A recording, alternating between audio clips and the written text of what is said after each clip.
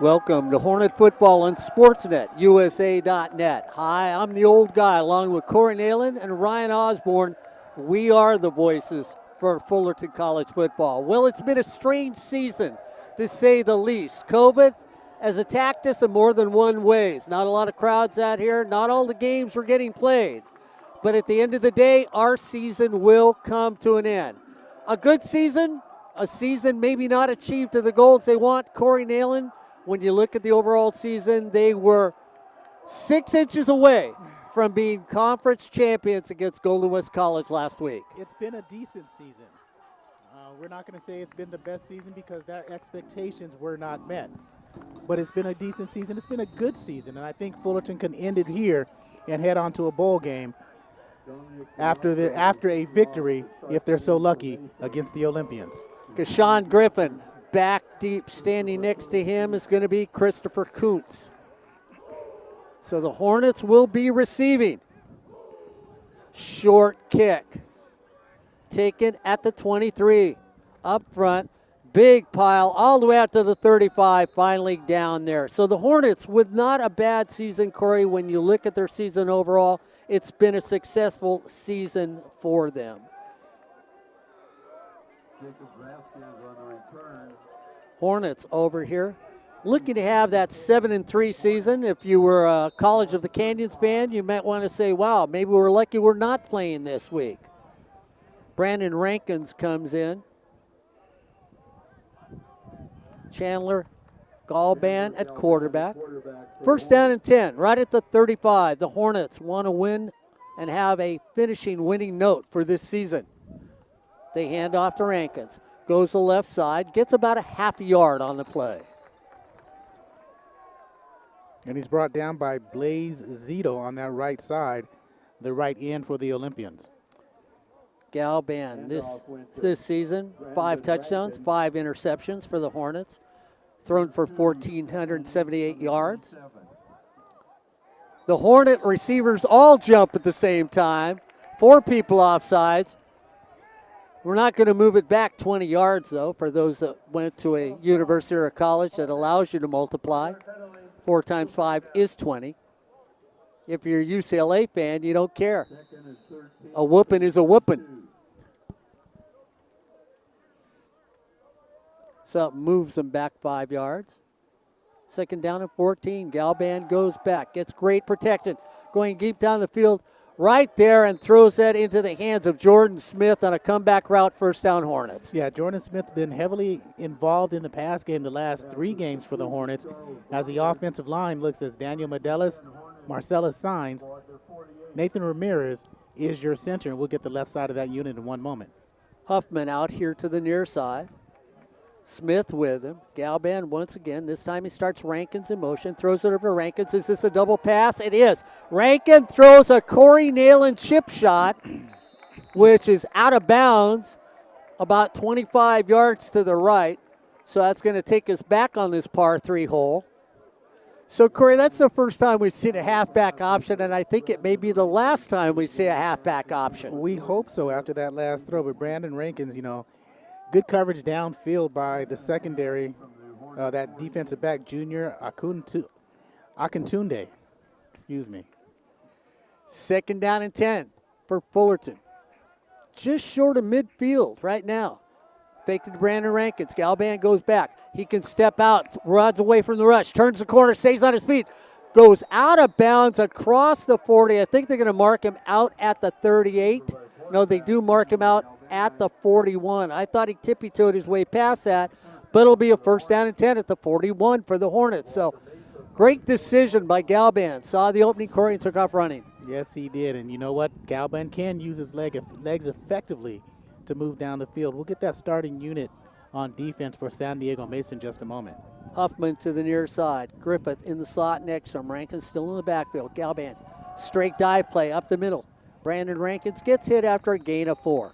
Hits the hole hard, and that starting unit was up front Ethan Smiley, Chris Alba, Kuino Makihele, Charles Scott, John Carroll, Daniel Hawk in the secondary, Blaze Zito also across that defensive line, Arthur Neal, Rael Deloso, Junior Akintunde, and Travis Hall. Those were the starting unit, and that tackle made last play by Dunkley,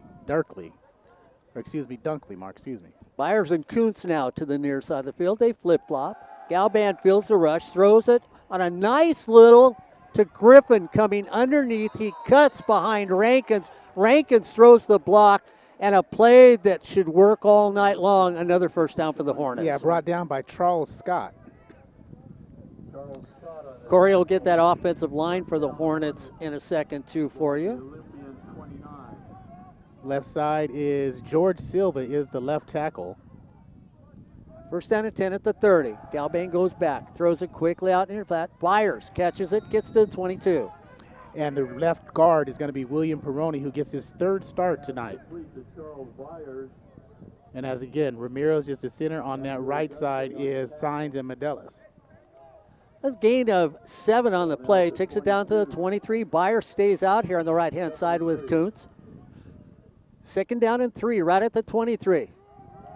Straight dive plays. This time Brandon Rankins gets gang tackled at the 25, and I think that's where they'll mark him down. Ethan Smiley is first on the scene, along with Chris Alba. I'm going to get to Ryan Osborne in a second to talk about Brandon Rankins, because everybody doesn't know the Scientologist he is when it comes to football.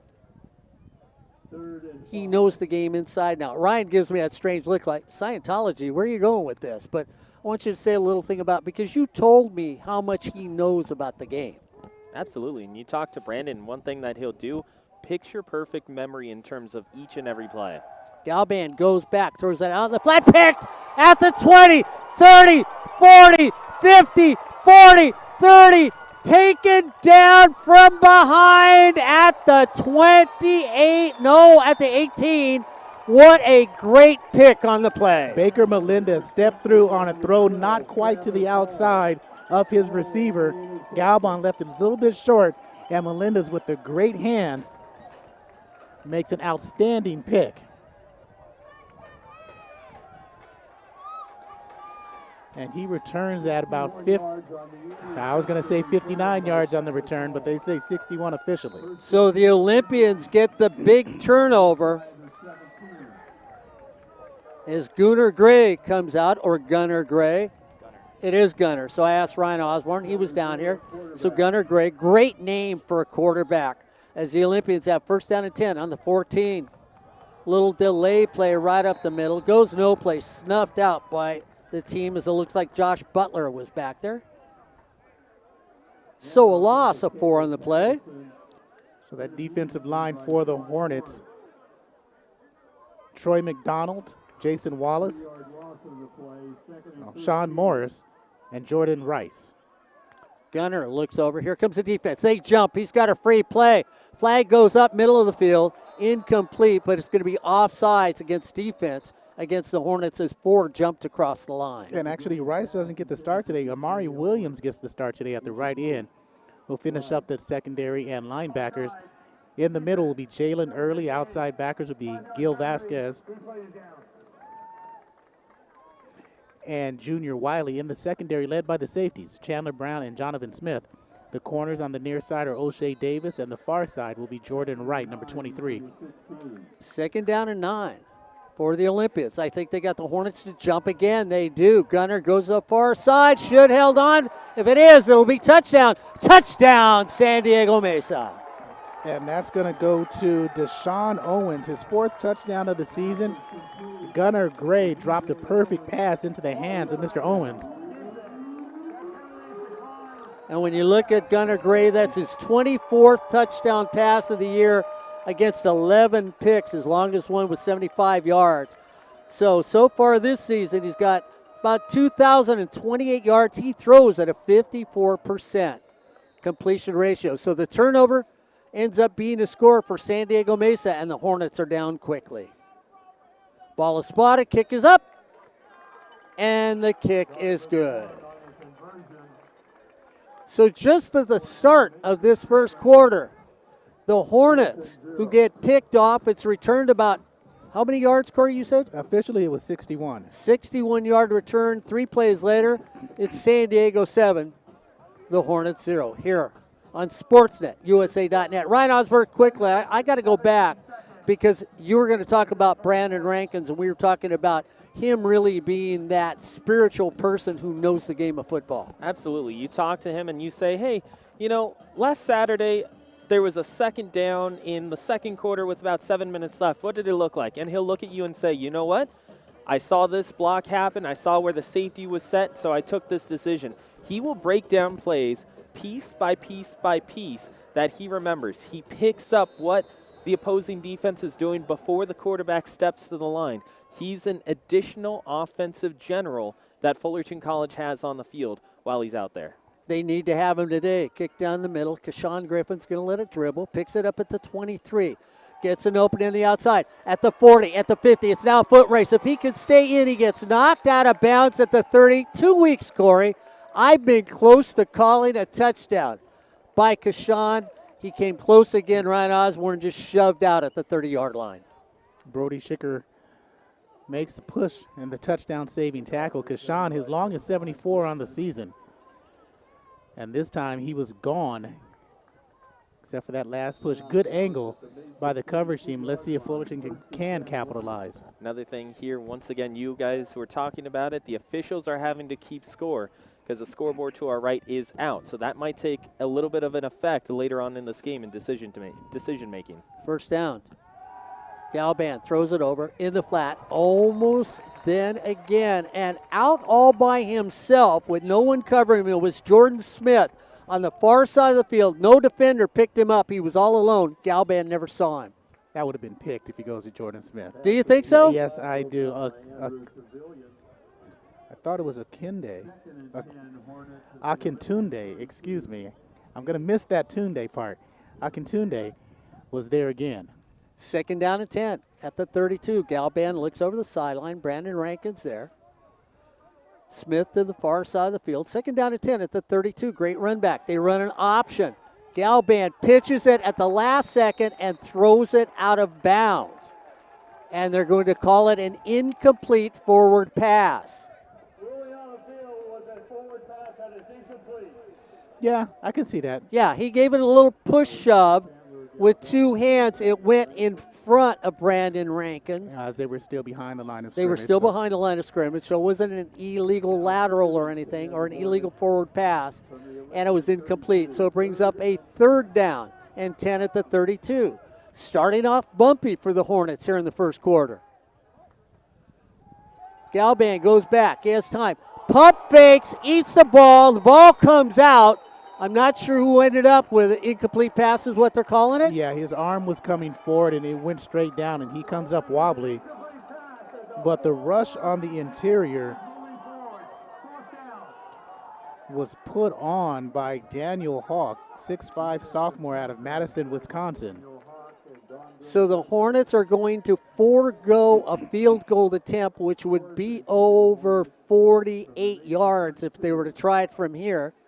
So it'll be fourth down and 10 at the 32. Great run back. This is where they started. This is where they don't want to stop at. The offense has not been able to get going.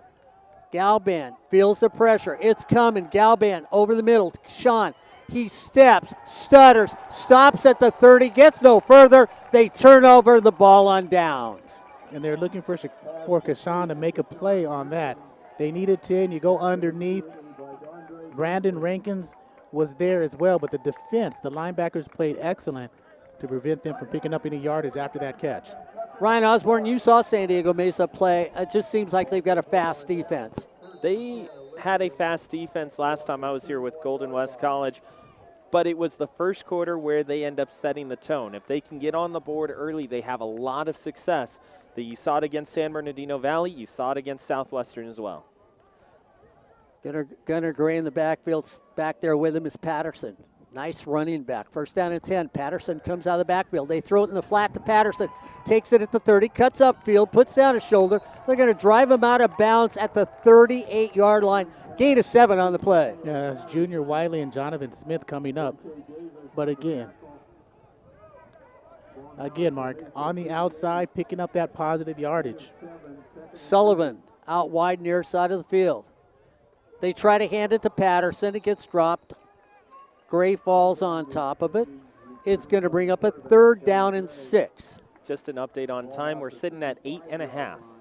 8.5 left in the first quarter. There is no clock going here. Their scoreboard doesn't work. So if you're waiting for the normal how much time's in a quarter, we'll try and get it accurate. There's not even score on a scoreboard, so we'll try and keep that score accurate for you up here in the booth. There's motion in the backfield as Patterson was in an upright position. And then Corey, he looked like Mark Pavlovich coming up the ladder. Just couldn't quite hold his balance. I get penalized. I fall back 3 steps. They're going to mark them back 5 yards. It's now 3rd down 11 at the 30 for the Olympians. They're up by 7 on a quick pick and an easy touchdown. Gray looks over, looks at the sideline, trying to get it. Patterson goes from right to left in the backfield. Out wide to the near side of the field is going to be Sullivan. 3rd down and 11 for the Olympians. They throw it to Sullivan, who tries to get a block, doesn't get much. Sullivan gets a gain of about 3 to the 32. Well played by Vasquez and Smith again. O'Shea Davis was there taking up a block. One big thing that will be crucial here is special teams. Fullerton last week, 2 blocks on special teams. San Diego Mesa against Golden West, 2 different kicks. 1 a punt and 1 a field goal blocked by the Golden West Rustlers. So special teams is going to play key. Well, what I liked is everybody's lining up. I'm looking for somebody back deep, and I'm thinking, where are they? Finally, they run somebody out there at the very last second. It's going to hit past the 40, take a kick. The Olympians touch it at the 33, and that's where they're going to mark it down. With, I'm not sure how much time left. We're sitting at about 6:55. I got 7 minutes. Between the two of them, it's right around 7 minutes here in the first quarter. Split the difference. 6:57? Yes. It's the Olympians 7, the Hornets 0 here on SportsNetUSA.net. Don't forget, like always, all our games are brought to you by Miller Toyota of Anaheim. Looking for that newer used Toyota? There's no better place to go than Miller Toyota of Anaheim. Run it straight up the middle. It's going to be a dive play, gain of 2. Trey Edwards now in the game at quarterback. Haven't seen Trey for a couple weeks. And that was Devin Moore on the run. Let's see if Fullerton opens up the run a little bit more. Remember, Galvin was a little bit slow to get up on that big hit in that last series. Jordan Tate comes out the near side of the field. Huffman in the slot next to him. Smith still on the field. Trey Edwards at quarterback. 2nd down at 8. Trey runs it right up the middle. Gets a gain maybe of a foot. It's going to bring up a 3rd down and makeable. Hornets offense has not put up a ton of points in the last couple weeks. Julian Sunderland, the nose tackle, makes the stop. Sunderland, 6'4", sophomore out of El Cajon, Grossmont High School. Smith and Thomas to the near side of the field. Moore still at running back. Big 3rd down. Trey goes back. Here comes the pressure. He feels it. Tries to get away from it. He gets drugged down before. And right about now, the Fullerton College Hornet is running at a negative attitude offensively. And it looks like, John Carroll was in there. And he gets his 2nd sack of the season. Hornets 6-3 overall, 3-1 in conference. Want to end on a positive note? Who knows? Anything could happen before playoffs. They'd like to be 7-3. They don't beat San Diego Mesa. It doesn't matter where they are. It's only going to be a bowl game. High floater, hits at the 40, gives a Hornet bounce, trickles down beyond the 20. It's going to stop right at the 17. With about 6 minutes and 30 seconds to go here in the first quarter, it's the Olympians 7, the Hornets 0 here on SportsNetUSA.net. Golden West next weekend, playoff game on SportsNetUSA.net. And for the Hornets, it should be a bowl game on SportsNetUSA.net. Gunnar Gray comes out.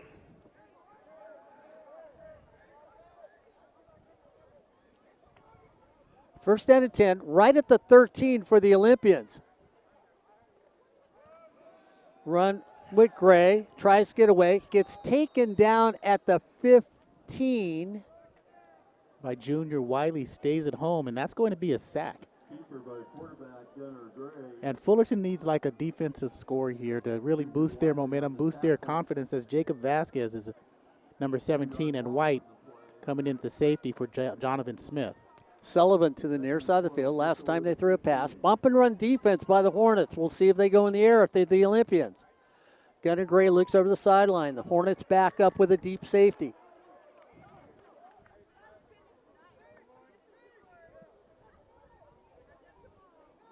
Gray goes back, looks, has time, goes in the flat, complete. They're going to call it a catch right past the 25. It'll leave a 3rd down and 2. Tamilan Jackson scooped it up. Ball now at the Mesa 26-yard line. Timian. Thought it was an L. So Timian Jackson goes out to the far side. Sullivan stays to the near side. 3rd down and 2, right at the 25. Gray goes back, throws it out in the flat at the stick. We'll see where the official says he caught the football. It should be a 1st down. Yeah, it's going to be a 1st down. But again, Owens caught the touchdown pass from 18 yards away. But it looked, because he didn't have control on the first initial catch. You thought he caught and then re-grabbed it going backwards. Yeah. And so it was just short, and Ryan said it's just short as well. But you agree, Ryan? I do. It looked like once he finally had control, he was behind the line by about a yard. Not much. The officials say it differently, so it's a 1st down for the Olympians. Right at the 28. Get the sidelines, giving him the go on this one. We'll see if they go back. Here come the Hornets. Creep up. They're after him. They're sailing out. He goes up, hangs in there. He throws it on the dime. Oh, pretty. Oh, they're going to say he was out of bounds? They say he's out of bounds. Wow, what a catch on the far side of the field. Owens again gets past Jordan Wright. Jordan Wright waits until the receiver gets up to him. Then he turns his hip and goes. By that time, Owens has 2 steps on him and a better pass. Or actually, it was a good pass. If he stays in bounds, that's a big 1st. Sullivan and Dorsey now to the near side of the field. They look over here. Timmy and Jackson. So it's Dorsey, Jackson, and Sullivan to the near side of the field. Trips to the left. Gunnar Gray looks over. 2nd down and 10. Steps up a half a yard. Goes back again.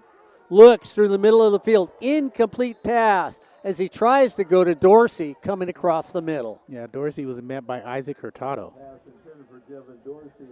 But a nice play by Gray. Looked off his receiver. He knew he was going in the middle all the way to Dorsey. So he looks left. Dorsey clears. Linebacker clears out away. He makes a throw. Hurtado was there. So it's 3rd down and 10. Same offensive set for the Olympians. Sullivan over here with Dorsey and Jackson. Near side of the field. Trips to this side.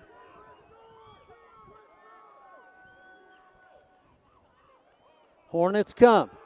Great.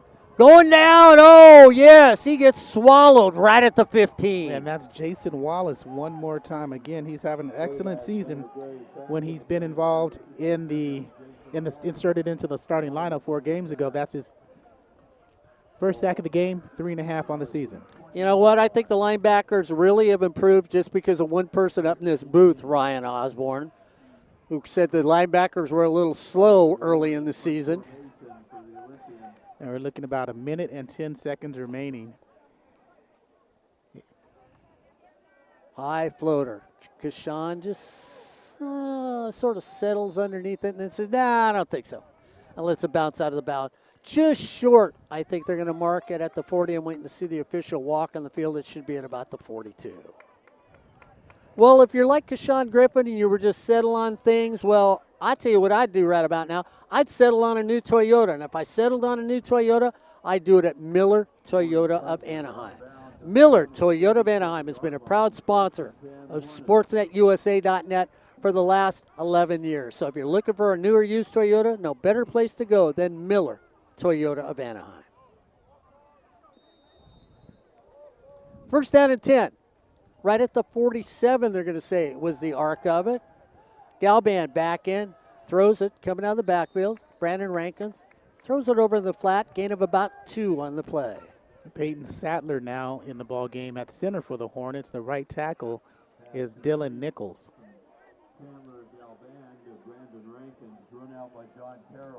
Boy, and I thought he made more yardage on that. They're only going to give him a yard, say a gain of 1 yard on that play. Second down and 9.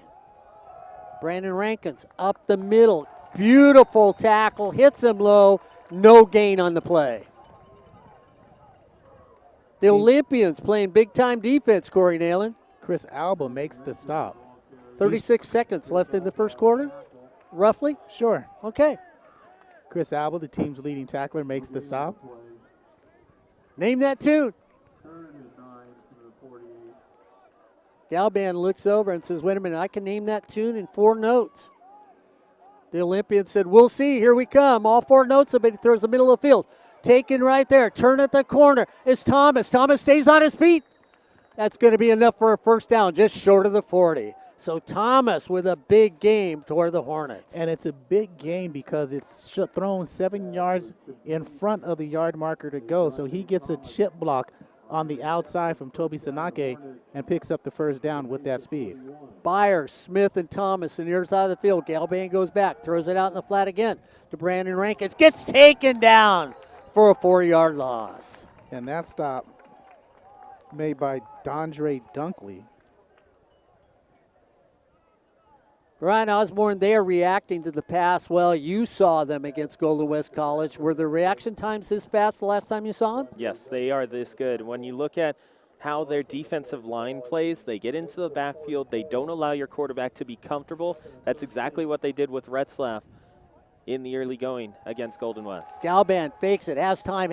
Now he feels pressure. It's coming from behind. He's got to throw it. He tries to throw it across his body behind and just doesn't have the arm strength to get it to the receiver. No, and plus you're being chased down by a big guy, Arthur Neal, also Chris Alba, the linebacker.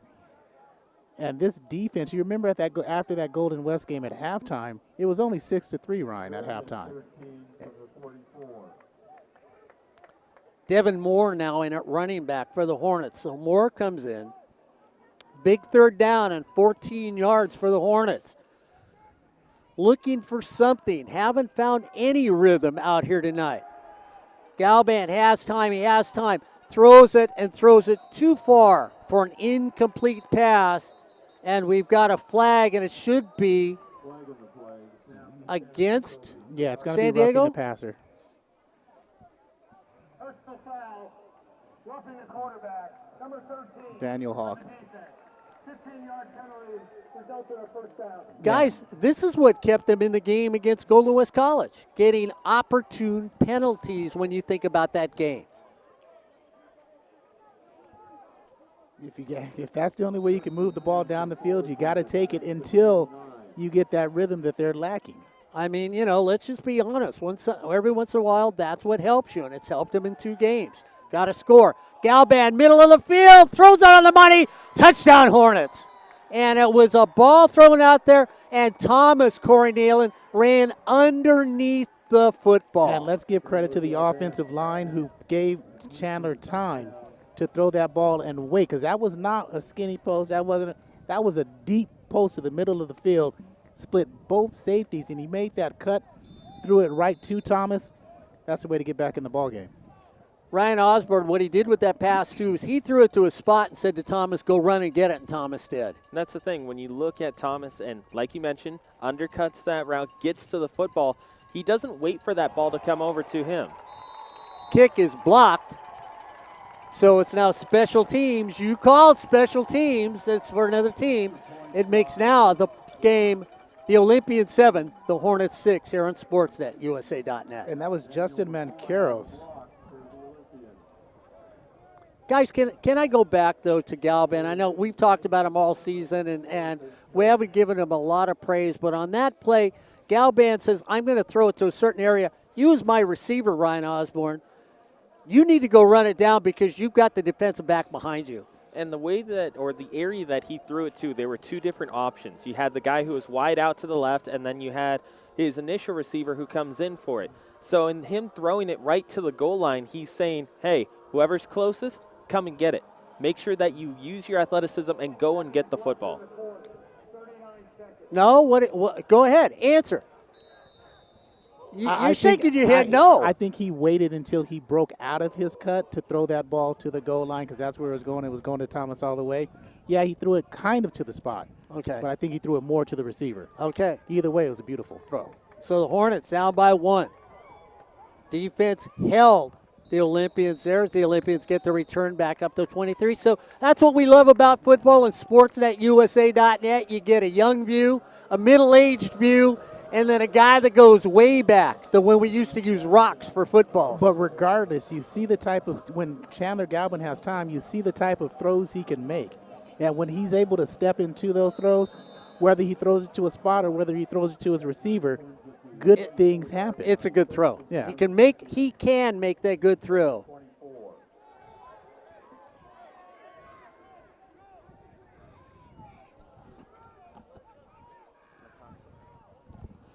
So Latanza is out there for San Diego Mesa.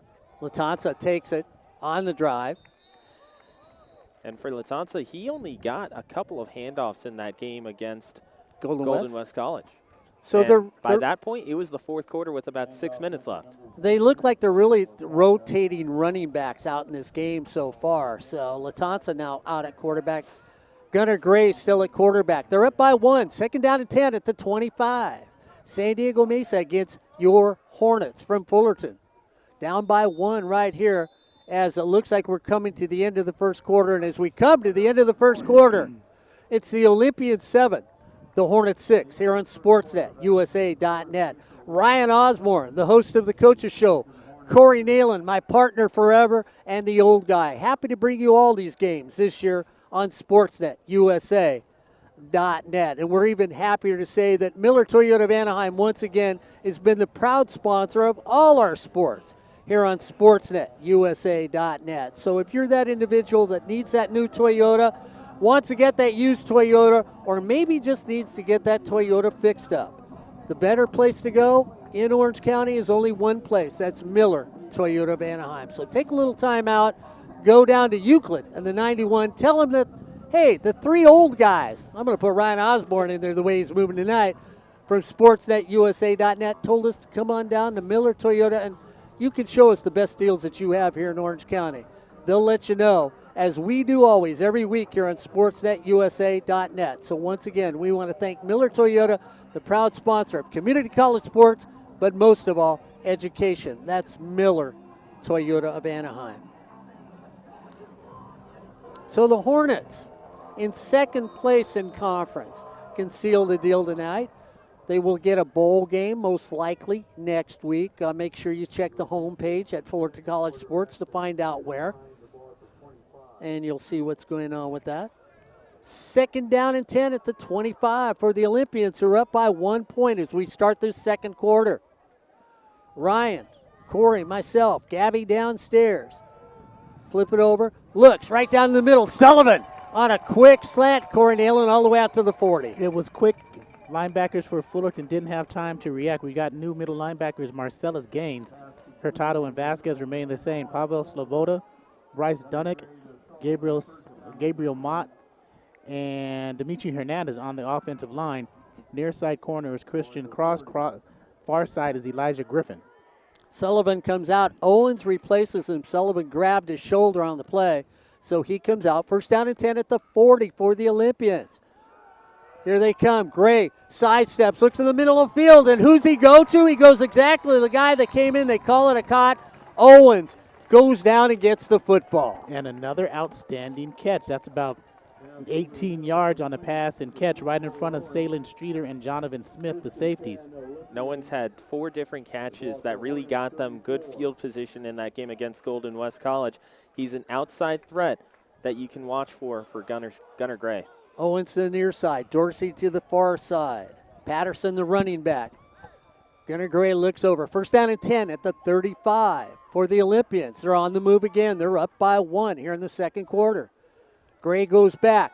throws it over the flat, tries to get it to Dorsey over there, comes a little short, incomplete pass, 2nd down and 10. And what they're doing is they're hitting Fullerton with the quick hitters and trying to get the ball out of their quarterback's hands behind an offensive line of Alex Nagy, Darius Gordon, Ethan Nilsson, Andrew Johnson, and Chris Gonzalez. 2nd down and 10. Sullivan still to the near side, Dorsey to the far side, Patterson at running back, Gray at quarterback. 2nd down and 10 at the 35 for the Olympians. They're within striking distance now. They're up by 1, trying to extend their lead early here in the 2nd quarter. Pressure comes. Throws it out there. This time it's dropped. Go back to one of the receivers you thought you had. Turn around, look at him, and say, hey, here you go, Dorsey. One more time. That time, hitting the hands. Worst place to throw it to receiver. Well, I think it was behind him because Dorsey had to come back with him. He was coming out like this on the near side with head over his left shoulder. He has to turn back and turn his body. Still, would have been a tremendous catch. 3rd down and 10 at the 34.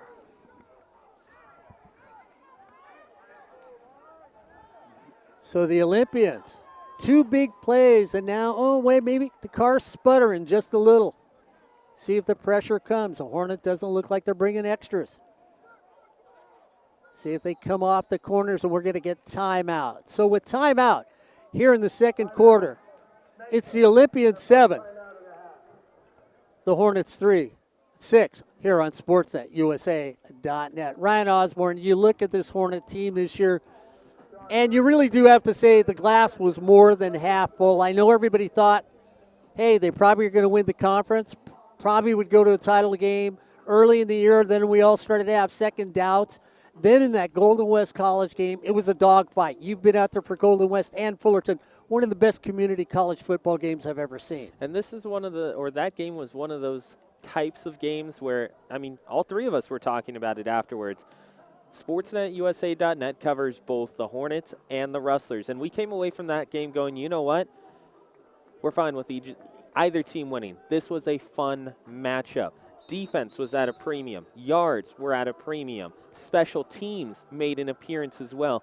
Every aspect of the game showed up on that football field between both sides. And like you mentioned, one of the funnest football games that we've ever seen here on SportsNetUSA.net. And it was truly the type of game you want from 2 teams going up for a conference championship. Oh, I tell you what, if you like real football, which is usually defense, that's what you saw. The Hornets on a jailbreak, 1-on-1, shove the receiver out of bounds. Now you're getting the flag, and they're going to call pass interference against the Hornets. Uncatchable ball, but still, you can't go ahead and push a guy on a route. So the Hornets get a flag. And, Corey, that was almost I'm beaten, so I'm going to take the penalty if you look at the Hornets side. Well, you have to. Even if there was a way for Antoine Sullivan to make that catch, it would have been tremendous, but still, that's a good call by the official. So Sullivan comes to the near side. Zito is with him here in a tight formation. 1st and 10 at the 20. Gunnar Gray looks things over. They're on the move again. They're up by only 1 point, 7-6. Here in the 2nd, we get a little motion that's going to go against the Olympians, moving back 5 yards. Could be Andrew Johnson. Number 74. 5-yard penalty. Still 1st down. Nice call, Corey Neyland. Got to keep warm. Still concede your age. I like that, especially since you're driving us home. That's a good thing. 1st and 15 now at the 25. Hornets really haven't gotten to Gray on a pass rush. We'll see what they can do here. The Olympians, they run it straight off the middle. Nice little dive play just there. So they counter to the left side. Everything flowing to the right. They counter to the left. Caught Fullerton with an aggressive rush. Right pass where Jason Wallace, who has the only sack today for Fullerton, coming across the line. And Alcantunde has a nice little run on that one. So they get a gain. And what a wonderful athlete. Plays cornerback on defense and running back on offense. Junior Akintunde out there at running back for Mesa. 2nd down and 10 at the 20. Gray goes back, steps into his pass. He streaks it. Oh, I tell you what, throw a bullet, baby. Jackson just said, let me cut, look for the ball, touchdown. That was a dime. Talk about a BB. I mean, that one, we heard that whizzing from up here. I mean, that was just a nice little skinny post into the inside. And Fullerton didn't know if they were in man-to-man in the zone. Elijah Griffin lets him go. Salen Streeter, nowhere to be found, coming to the outside instead of the inside. Just a wonderful play by San Diego Mesa. They've come to play. So the point after, ball is spotted, kick is up, and the kick is good. So as we're into the quarter, here in the second quarter, it's now the Olympians 14, the Hornets 6. Here on Sportsnet, USA.net. Corey Neyland, Ryan Osborne, and the old guy with no scoreboard, no sideline sights. Oh, finally, somebody goes down there and changes all the numbers. Good. He finally is going to give us our 6, I think. Let's see. It is now 14-6. Yeah, well, I'm waiting to see which college he went to. He's got it. You sure? Oh, yeah. He's got Cal State Fullerton colors on, so I wasn't quite sure. No, that's not Cal State Fullerton colors. Oh, it's not? No. Oh, okay. All right. But again, San Diego Mesa, their offensive total is 351 yards per game. On the ground, 108. Through the air, 242. They average 30 points a game. 12 minutes to go here. In the first half, the Hornets are down by 8. What a pass by Gunnar Gray. I tell you what, if there was a little fog going on out there, you could have used that as a tracer coming across there. Kick down there. They run it. Kuntz keeps it himself, fakes it, goes up the middle, cuts back. Looked like he was on maybe a carnival ride as he was swinging the one arm, running the football with the other, and got himself across the 30 to the 32. So with 12-17 to go here in the second half, it's the Olympians 14, the Hornets 6 on Sportsnet, USA.net. Bowl game next weekend for the Hornets. Playoff game next weekend for Golden West College. Both those games here on Sportsnet, USA.net. Hornets looking to answer. Come on out just at the 32-yard line. Galban across the middle. Gives it to Kashan. He gets it. Nice pick out of the air on a crossing route about 25 yards deep for a first down. Yeah, 23 yards officially, and they given him time to throw the ball down the field. It is a deep square in, and it was a wonderful play, and we'll see if they get the ground game going here with Brandon. Byers on the near side of the field. They go back. They throw over. Who they thought? They throw it to Byers. Byers steps out at the 40-yard line. Gain of 7 on the play across the 40, down to the 39. Yeah, they want to say we're going to get Chandler involved in the game, get him some more rhythm so he can be effective throwing the ball down the field. Looks like Donovan Warren was there for the Olympians. Kuntz and Byers, the left side of the field, near side of the field. Kashawn Griffin, far side of the field. Brandon Rankins goes in motion. They throw back, throw to Byers. Byers just picks out of the air, ball comes out and hits the ground, incomplete pass. So Byers catches it, goes down. When he goes down, the ball hits the ground. They call it incomplete. It's going to bring up a third down and about 5. Talk about a screen that was going nowhere, gentlemen. I mean, the screen door was closed shut. Brick wall planted up in front of it. They was going nowhere, gentlemen. William Peroni now back in at right guard for Sherrod Green. Brandon Rankin stays in there. Third down and 5. They're going to mark it just at the 39-yard line. Big third down play.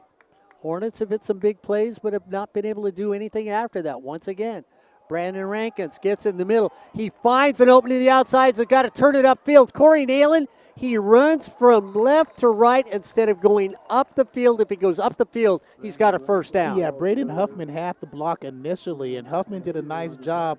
If he had have turned the ball up inside the 40-yard line instead of trying to take it out, he would have barreled himself in for a first down. 4th and a half a yard right at the 36-yard line. They look over. Rankin stays in at running back. This is a type of play that if you're San Diego Mesa, plug the middle because they tried to do it against Golden West. And Galban drops it. And talk about a drop that gets you a first down. I'll tell you what, Ryan Osborne, that was magic. I dropped the ball. You whiff on tackling on me. I pick it up, and I run 5 yards for a first.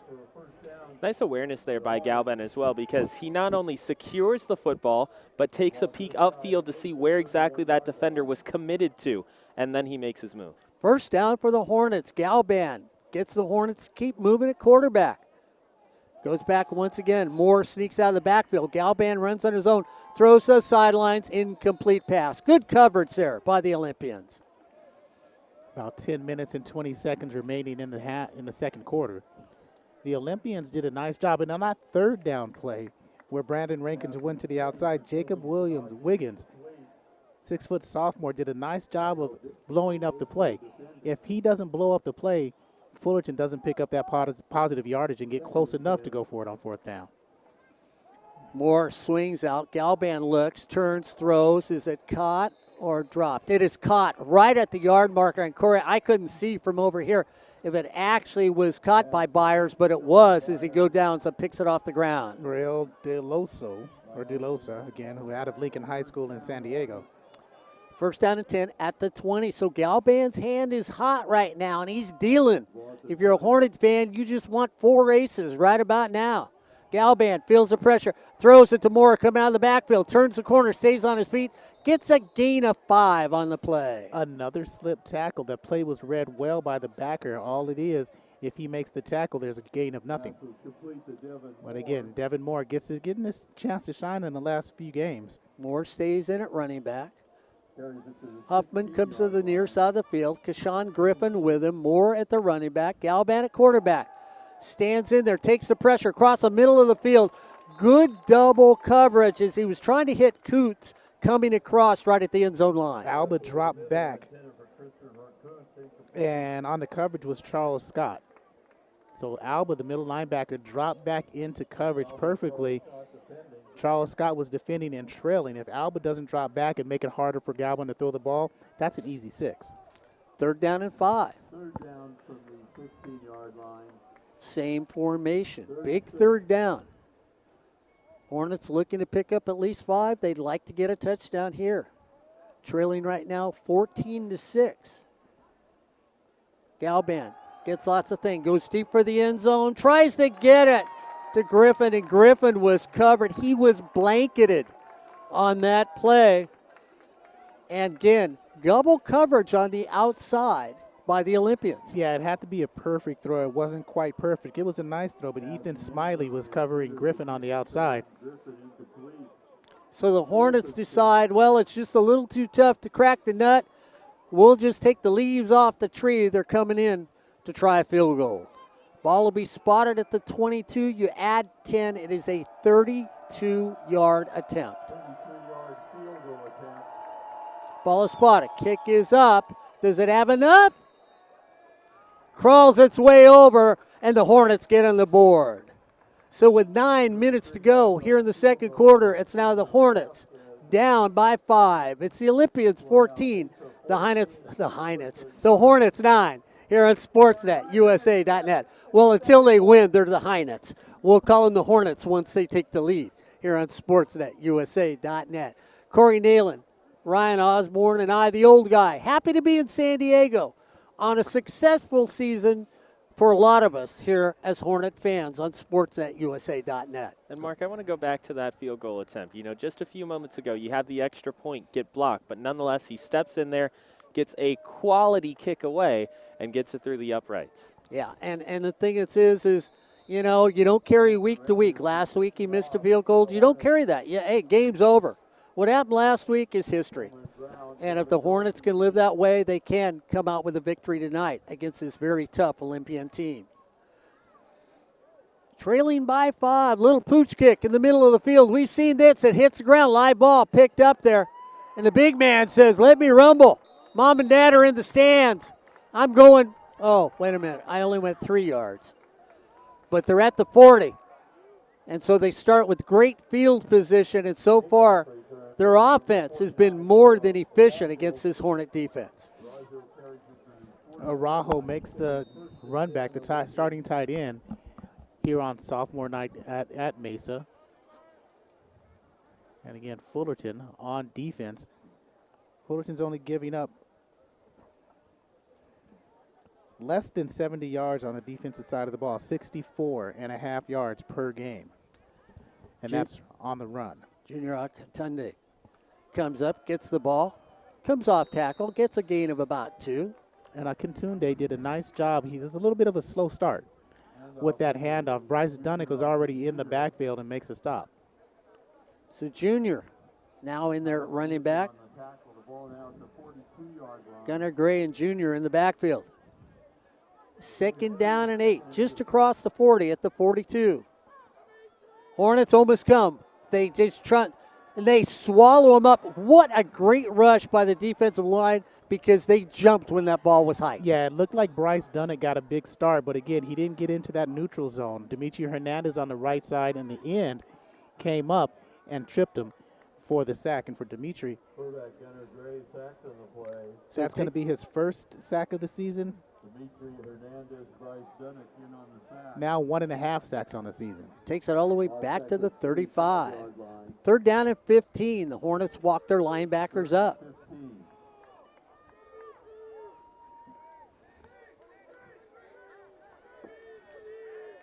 Hornet defense. It's been playing tough all year long. Gray looks over. Junior's still in at running back. Here they come, and all that blitz coming and throwing the high fly ball into the corner. And they were both out. Both the receiver and the defender stepped out of bounds. Therefore, no flag on the play. Brings up a 4th down. Anthony Gilpin well defended by O'Shea Davis. Long pass intended for Anthony. So the Hornet defense, once again, makes a stop. And Kashawn Griffin comes back on the field. It's been close the last couple weeks. It's going to stand at about the 25-yard line. He's looked at Tom Deep more than once and said, I'll break one, I'll break one, I'll break one. Here comes the kick.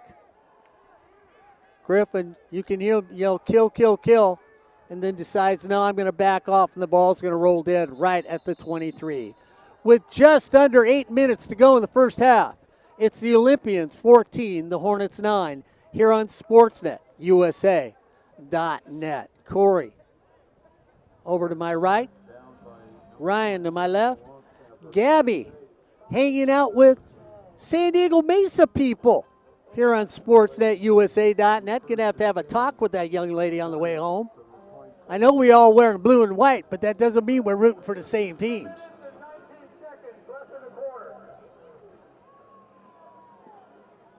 So Trey Edwards comes in at quarterback now for the Hornets. Nice to see Trey back on the field for us. Sean Griffin goes in motion from left to right. Edwards goes back, throws out in the flat. Nice pitch. Thinking it was going to get hit. I like Braden Huffman catches the ball. He was waiting for the impact. He caught it and stood there. It was like, oh my goodness. Wait a minute, where's the defender? I could have been running. Braden, next time take off running, baby. They just don't want to tackle you. 1st down and 10 for the Hornets. A 24 on the pass and catch. Huffman to the near side of the field. Griffin with him on the near side of the field. Edwards at quarterback. 1st down and 10 across the 40. Trey said, that looked pretty good. I'm going to run. I'm going to stop. I'm going to run. I'm going to stop. I'm going to stay in bounds and get a gain of 2 on the play. Huffman had 6 receptions last week against Golden West. Shifty feet for Trey Edwards. And on a night like tonight, yeah, it is shivery and slivery with Trey Edwards. We're all bundled up here like Christmas is coming. Oh, wait a minute. Thanksgiving's next week, isn't it? Should have the Turkey Bowl again. We're going to have bowl games. Trey Edwards goes back, feels the pressure, rolls away. Oh, it's open field. We're going to get a flag. No flag on the play. Trey spins across the 50, down at the 49, and we have a player down for the Olympians. Gets up slowly, not hurt. Corey, you thought you saw maybe a grab on the play. Yeah, the wrestling was on earlier on on SportsNetUSA.net, ELAC College, at ELAC College championships, and thought Daniel Medelis had a 2-point takedown. 3rd down and 2 for the Hornets. Yeah, you're on the same station. If you're a little confused with that, no, this is sportsnetusa.net. We're calling football right now. I just said 90. We heard you. Yeah, I didn't finish it. That's how fast I was driving after I took a little trip. Trey goes back, looks, turn, caught. They're going to call it a reception. It is. What a beautiful catch on the far side of the field. 15 yards down the sideline, Toby Sanake comes back. It should have been it was a back shoulder throw. A little bit more back of the shoulder than necessary. In the words of Mark Pavlovich, it was a quality catch.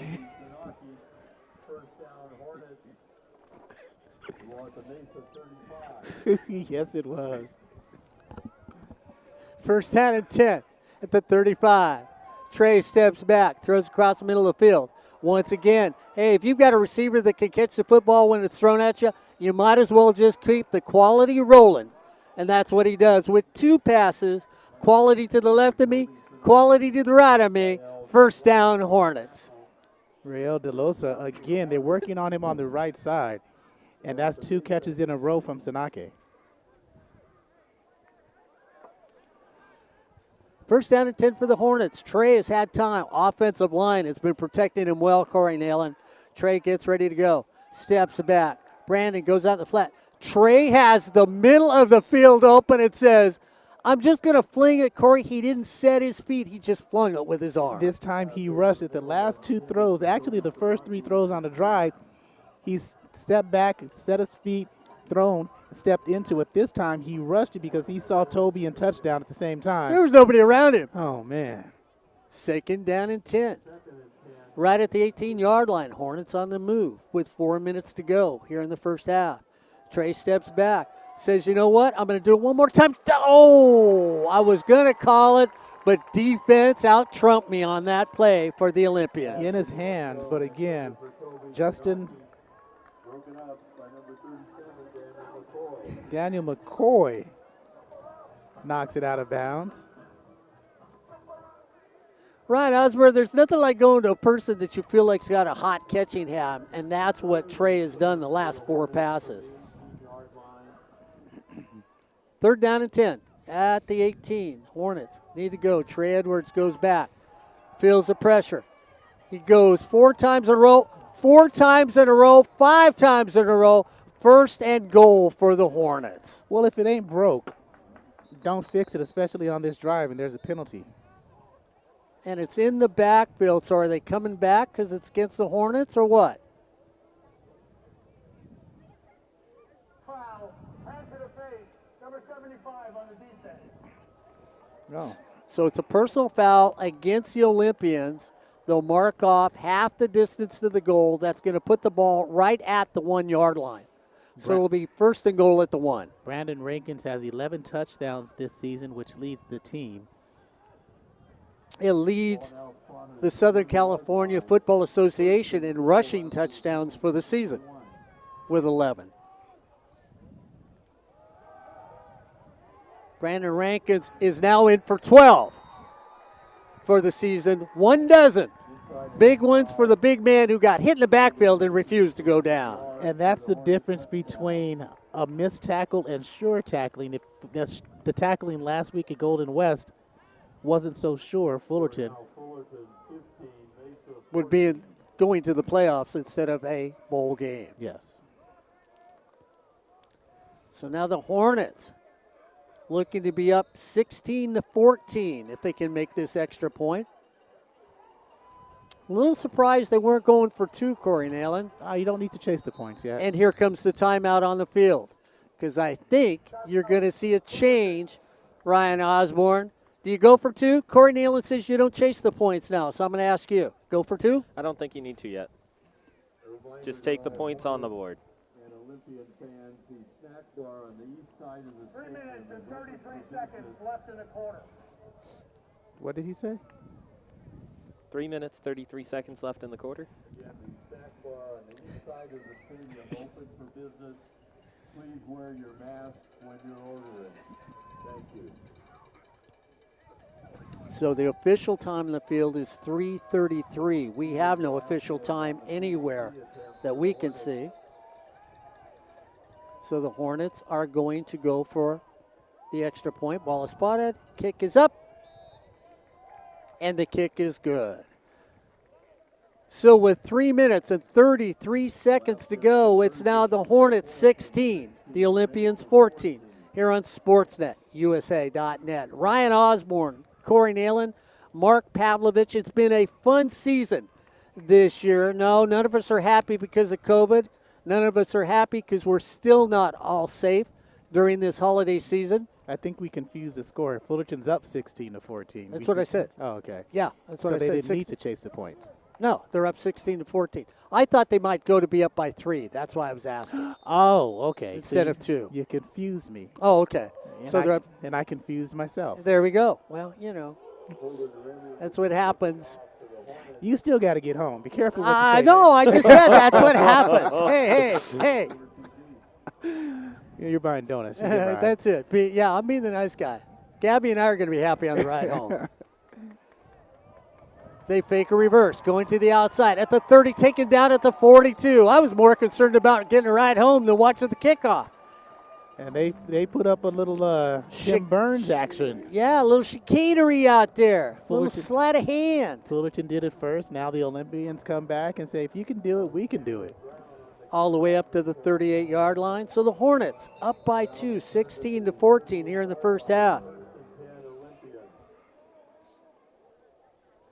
Gunnar Gray comes back out. Patterson back in at running back for the Olympians. First down and 10 at the 38.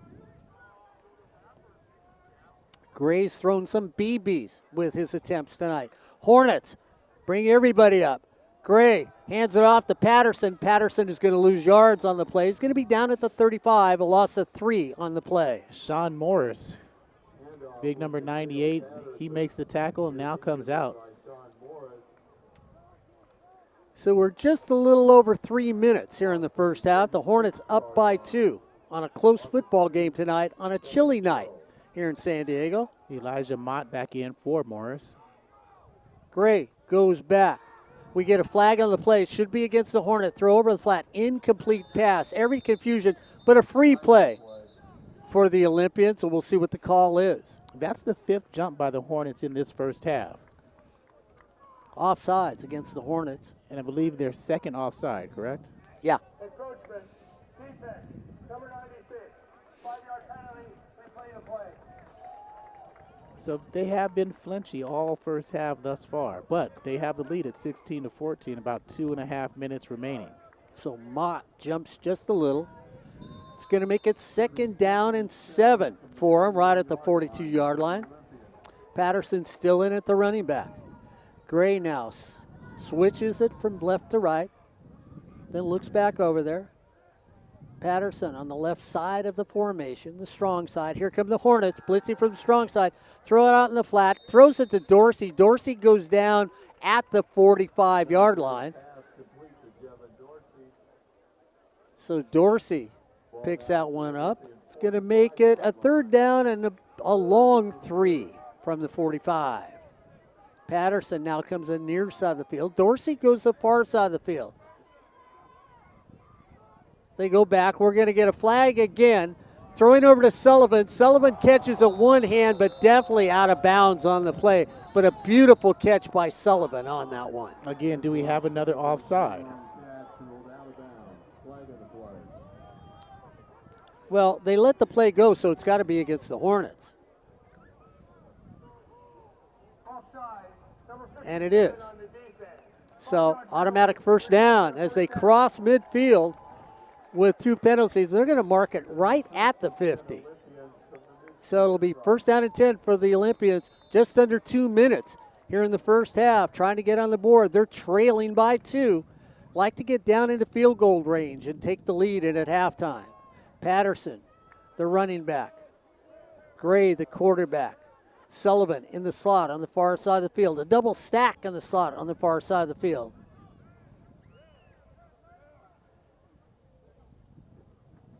Gray goes back, steps up, goes across the middle of the field. Incomplete pass. for Timmy and Jackson. Second down and 10, right at the 50. From midfield for the Olympians. Sullivan stays to the near side of the field. Dorsey in the slot. 2 minutes in the quarter.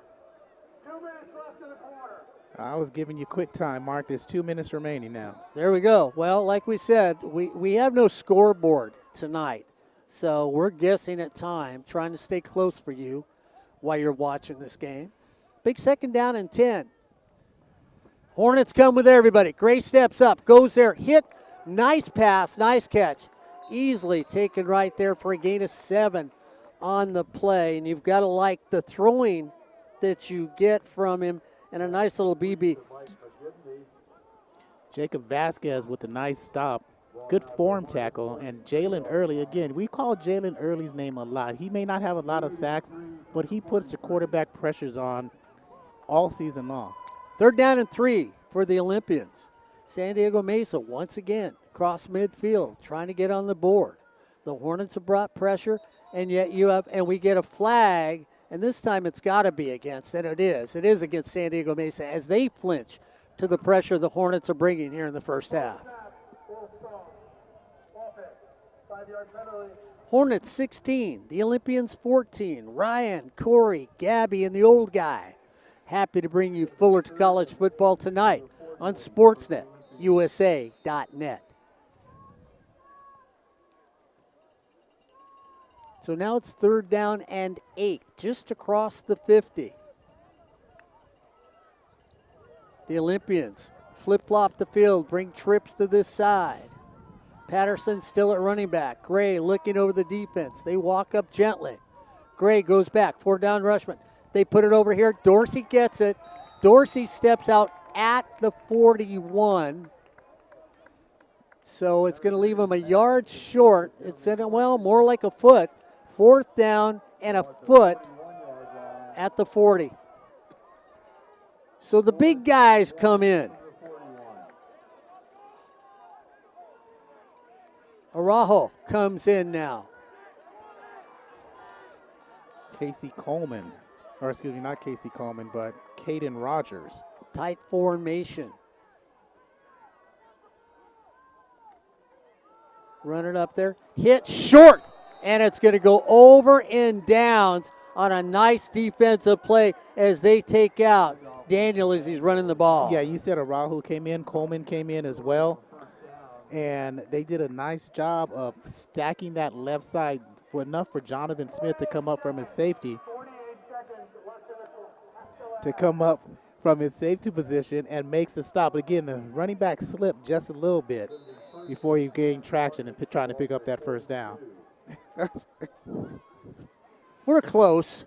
You know, at our age, close is good enough. No, it's not. Oh, okay. Galban comes back in at quarterback. Hornets up by 2. Goes back.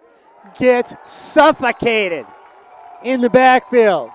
If that was a sleepover, I'd be calling my parents and asking them to take me home.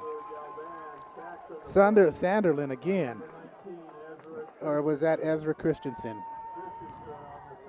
30 seconds to go on a big 9-yard loss.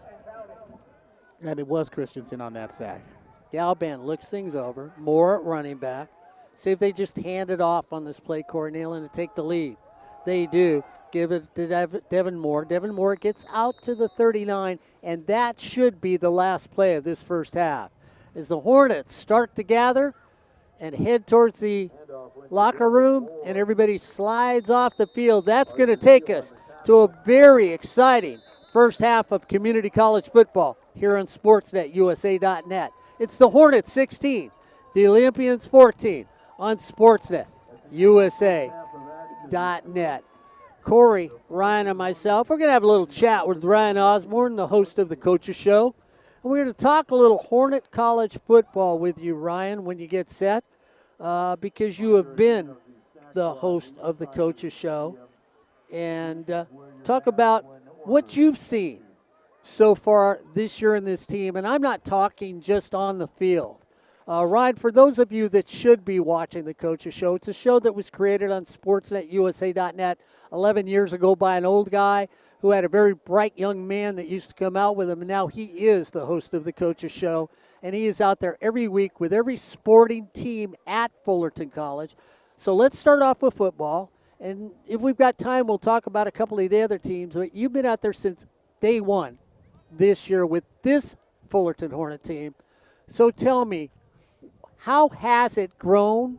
How has it come out of the cocoon and supposedly got ready to be that beautiful butterfly? Or has it grown, but maybe to everybody around it, it just didn't get to where we thought it would be? You know, it's fun talking to these athletes each and every season prior to the year, and you look at them and you say, hey, you know what? What's your mindset going into the start of a year, going into the start of maybe being on a brand new team, maybe playing community college football for the first time in their prospective careers?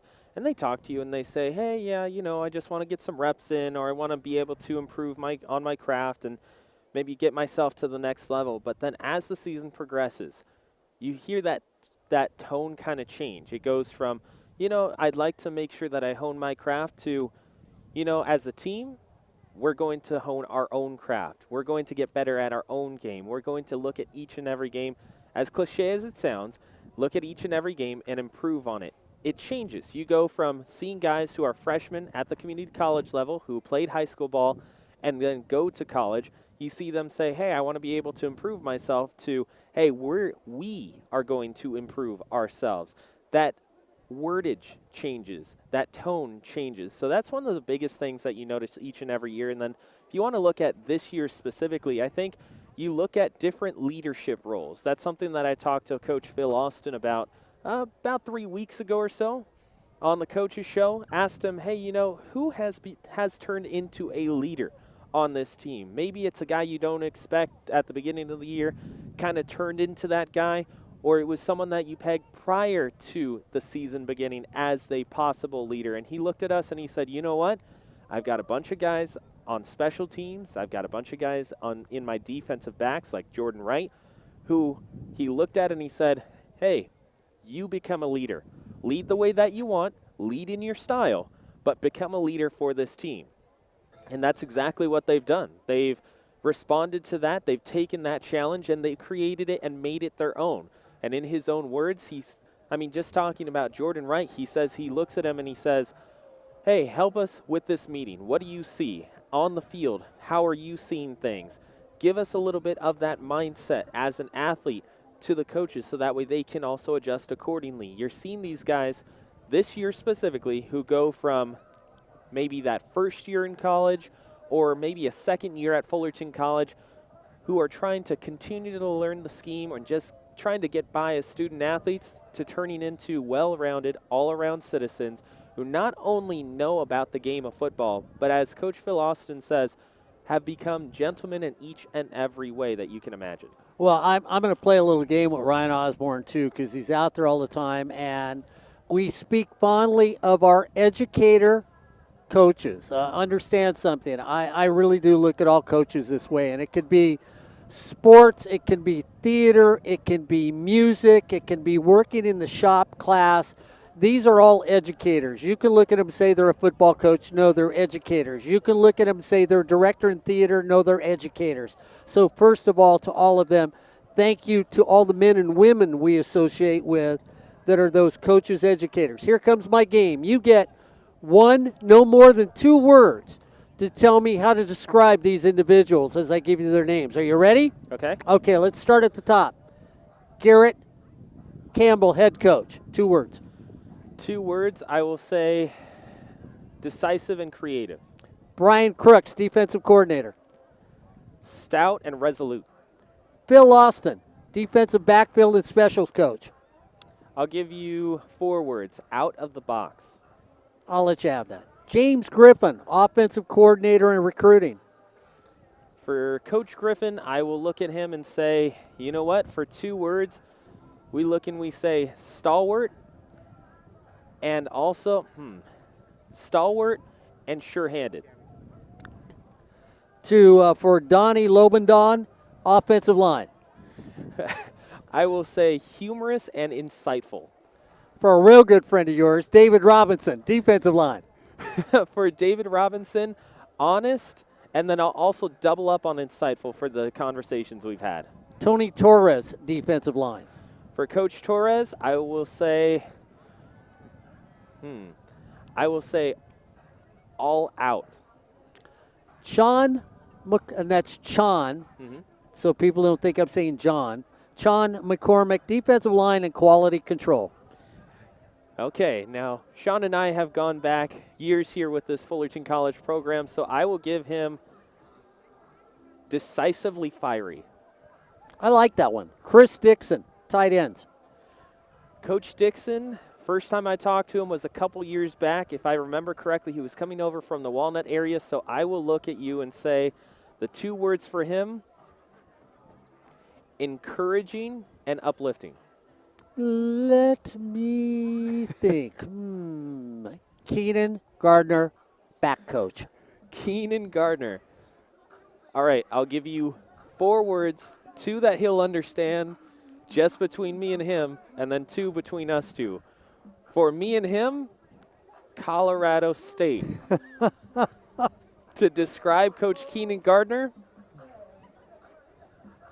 I will say brevity and honesty. There we go. Dion Hart, who is the defensive back coach.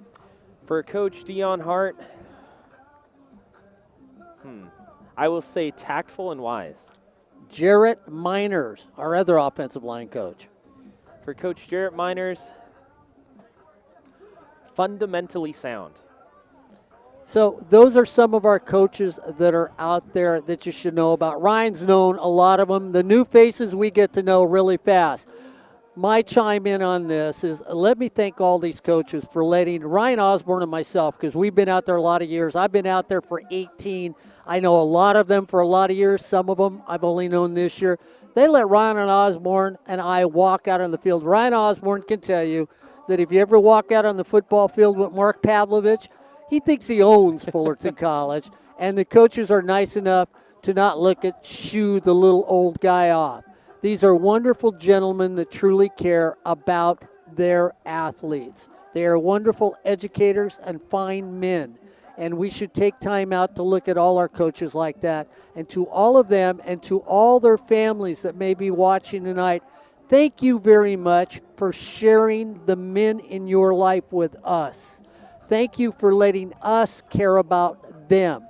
And thank you for letting us share their good times, their bad times, their strange times with us at sportsnetusa.net. To all our trainers, our athletic trainers that we have seen through the years, thank you. We have more fun with our athletic trainers. For those of you that have never met them, I tell you what, you should take time out to know who these young men and these young women are that are our athletic trainers, the best in the state. To the rest of our coaches that we have been with this year, Ryan Osborne, quickly, I'm going to let you describe a little something about each one of the coaches that none of the people on sportsnetusa.net have seen before we go to the end of halftime that you have dealt with this year. Give them their name, what they do, and what you feel about them. Let's start with Coach Gabriel Martinez, the women's water polo head coach. Got a chance to talk to him not only this week on the Coaches Show, but also just before the season began. Each and every year that we go out to talk to Coach Gabriel Martinez, he doesn't look at us and give us the typical coach speak. Oh, we'll take it one game at a time. We'll see how we do from there. One goal at a time. Make sure we play defense. He looks at us specifically and says, hey, our attack needs to do this. And if we send one person this way, it's going to cause for this. He breaks each and every game down, goal by goal, person by person, to each one of us, and looks at us and says, this is exactly what my team needs to do, and if we can't do it, we'll have this effect. If we can do it, we'll have this effect. Coach Martinez, no matter what, always makes time for us and makes sure that we understand what his team is going through at any time. Volleyball. When you go to Coach Megan Tomacic, one thing I'll say about her is that she has the best insight to her athletes that you can find from someone on campus. You talk to her and you say, hey, Coach, just take this last week for an example. They had sophomore night, unfortunately lost to IVC, but after the game we say, hey, Coach, would you mind joining us on the broadcast? She joins us on the broadcast and we look at her and we say, hey, Coach, no, today wasn't necessarily the outcome you would have liked, but have you seen your team progress? And her eyes light up. And she looks at you and she says, forget tonight. What my female athletes have gone through this entire year, dealing with everyone else having to find out about the COVID rules at the start of the season, and then progressing as people, progressing as athletes, progressing in their studies as well. She tells you what they need to do. She tells you how they've been doing and who has become a leader on her team. So the insight that she gives you is second to none. When you look at soccer, which we've had the pleasure to go out and watch, another coach. Let's start with Coach Pam Lewin. Got to go out to talk to her and also some of her athletes. And when you talk to Coach Pam Lewin and you get a chance to look at her and say, hey, Coach, yeah, I know there's the soccer aspect, but when you look at the family aspect, how do these athletes, or how do you help these athletes? And she'll look at you and she'll say, hey, you see this athlete on my roster? Here's how we were able to look at them and say, study hall will help you out here. You know, let's get you to classes. Let's make sure that you're looking good in the grades. We'll make sure that you have the opportunity to get some playing time in a chance and a spot that you succeed in. She's exceptional at that, making sure that she finds places for people to succeed in. She won't just throw people in for the sake of doing so. She'll find a place that each and every athlete has the opportunity to improve themselves as well. When you look at Coach Greg Aviles, the head coach for men's soccer, he gave us a little bit of a preview, a little bit more information on a different way that he coaches soccer. It's not necessarily just about the game. He talks about the complete off-field aspect rather than the on-field aspect. He talked to you and I for maybe an hour off camera about just how his program runs and how they help the student athletes. So for both of those two head coaches at Fullerton College, they look at us, they talk to us, they give us their time, and they give us the ability to see just why they're having their success. And let me give you the oldest, youngest coach at Fullerton College. You know who that is? I do. Perry Webster. When you look at Coach Perry Webster, both he and I have talked on camera and off camera for the last 6 years. The first day that I met him, walked up to him and said, hey, Coach Perry, you know, what's it going to be like being a head coach? And he looked at me and he said, well, I guess we'll both find out together. 6 years later, have an interview in front of that brand new building on campus over at Fullerton College. And I say, Coach, it's been 6 years. Both you and I had an opportunity to talk before. You said, we'll find out together. Where are you at now? Where's the Coach Perry Webster era at now? And he said, you know what? We built a program we can be proud of. We have athletes. We are proud to say we're Hornets. And we look at it not only from a championship aspect, but we look at it from a work ethic aspect. Any athlete who comes over to Fullerton College and says, I want to play for you guys, and goes from thinking about college to a well-rounded citizen, to a well-rounded person who you can say, hey, not only do I like you basketball-wise, but I like you because you can be a leader. You can be a leader at the next level, whether it be in a job aspect or also at the next level of playing college basketball. So Coach Perry Webster, been able to see how his career progresses at Fullerton College, playoffs, championships, and also terrific men under his preview. And I get the pleasure of talking about David Grossman, the dean of the athletic department, one of the nicest men you will ever know. David always walks up and talks to you, and it's funny. He lives way the heck off campus, so we see him at games and everything. Loves the athletic teams, does an outstanding job in that athletic department. I tell you what, they grow. They keep getting better because of David. And then he has two men underneath him, Phil Thurman, who is our SID. I tell you what, SID stands for stupid, indigenous, dirty work, because an SID does everything. And Phil is out there making sure you get roster, schedules, knows who's playing, knows who's doing what, your stats.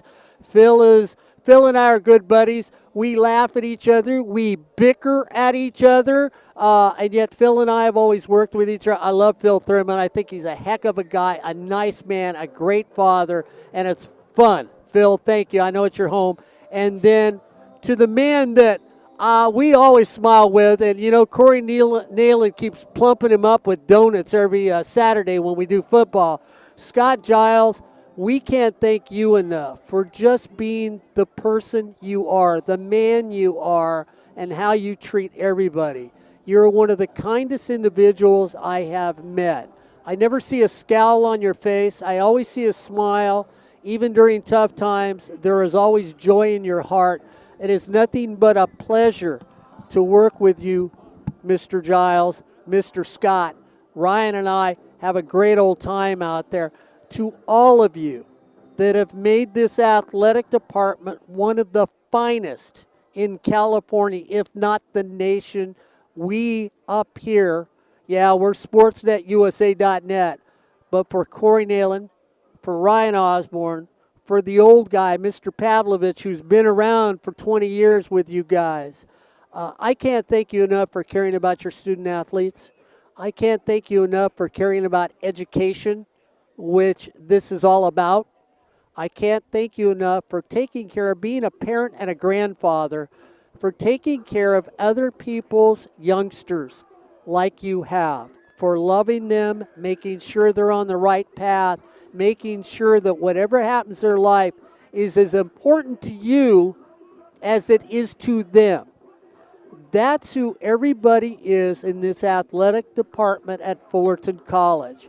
And to the parents that are out there who've entrusted this athletic department with their child's safety and care, you have made the right choice. You have made the right choice because your young men and young women are becoming better people.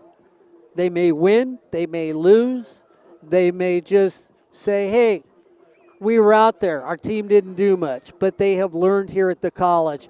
And it is because of all the people we have mentioned tonight and other people that have not been mentioned that are behind the scene. So to everybody, to our coaches, to our administrators, to our office staff, to everyone at Fullerton College in that athletic department, thank you for making us say once a Hornet, always a Hornet. It is a heck of a school, and you are a heck of a program. And I feel honored to call you family. And I want to thank you for what you've done for every athlete that has passed through the doors at Fullerton College. From days in the past to days in the future, if it were not for educators like all of you and the support groups, thank you. And to one person that I got to mention at the end, hey, he's one of the nicest people, and I didn't mention his name, Mr. Tom Deep. Thank you, Tom, for being a friend. Thank you for everything you have done for all these years, for every athlete that has walked through the doors that knows you, for us that have called you friends. Just a heck of a gentleman, always has a smile on his face, can always make you laugh, and he makes you want to come back. To everybody at Fullerton College. Why are all seasons successful as far as I'm concerned? Because of what you do for the student athletes that come to your school. So thanks to all the coaches, to all the staff, to everyone there. You are some of the classiest individuals I have ever met. And it is my privilege to call you friends. Maybe you may scoff at that when you look at me, but that's the way I feel. And to every coach that I've known, player, past and future, that still gets a hold of me, thank you for letting me be part of your family. Because the statement, once a Hornet, always a Hornet, is the truth, all the way from Hal Scherbeck days to today. And gentlemen, I wish I was 17 years old and an athlete, because if I had a choice, I'd come play at Fullerton College. Let's get ready for a little Fullerton College football now. Going into the second half as your Hornets are up by 2. It's the Hornets 16, the Olympians 14, here on Sportsnet USA.net. Corey Neyland, the old guy that loves to give tributes, and Ryan Osborne here tonight, San Diego Mesa. It was a fun trip with Gabby Neyland. We came down next week here on SportsNetUSA.net. Playoff games. Yes, we also broadcast Golden West College. Golden West College will be in the playoffs here on SportsNetUSA.net. Fullerton College, which we will find out later this week, will be going to a bowl game on SportsNetUSA.net. sportsnetusa.net. So make sure you check the home pages for sportsnetusa.net. I don't know if the other teams that we call, Ryan, have an opportunity to make a bowl game. East LA will make. Okay, so we will have 3 possible games on for next week. It will be East LA, Golden West College, and Fullerton College, all here on sportsnetusa.net. Again, Ryan Osborne, Corey Neyland, and the old guy calling the game tonight as your Hornets are up by 2, 16-14 on sportsnetusa.net. Remember, like always, here on sportsnetusa.net, all these games are brought to you by Miller Toyota of Anaheim. That's right. You're looking for that new Toyota? Maybe graduation is coming along and you're looking for that Toyota for your child, or maybe you just have a bunch of Toyotas in that front and you're saying, gosh, I need to get new tires. I need to get them tuned up. I just need this ding cleaned out. No better place to go than Miller Toyota of Anaheim. Go to Euclid in the 91 and tell Miller Toyota of Anaheim the guys from sportsnetusa.net sent us and heard you got the best deals in Southern California. Miller Toyota of Anaheim, a proud sponsor of community college sports, but most of all, education. That's Miller Toyota of Anaheim.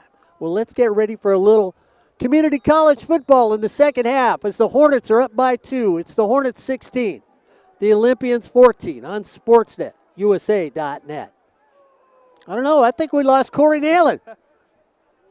I hope we got a ride home. I didn't say something that cost us a ride, did I? Because No, we better take this equipment down fast and catch the team bus. That's all I can say. I think we just lost him in the onshore flow. That's bringing in Hayes here at San Diego Mesa. There we go. Little squib kick down the middle of the field. Picked up on a nice bounce at the 35. Taken out to the 45 by the Olympians. And that's where we'll start this second half. Trailing by 2 here on sportsnetusa.net.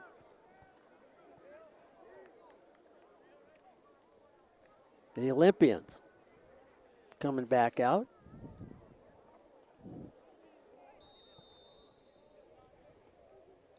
Owens goes to the far side of the field. Sullivan lined up here on the near side of the field.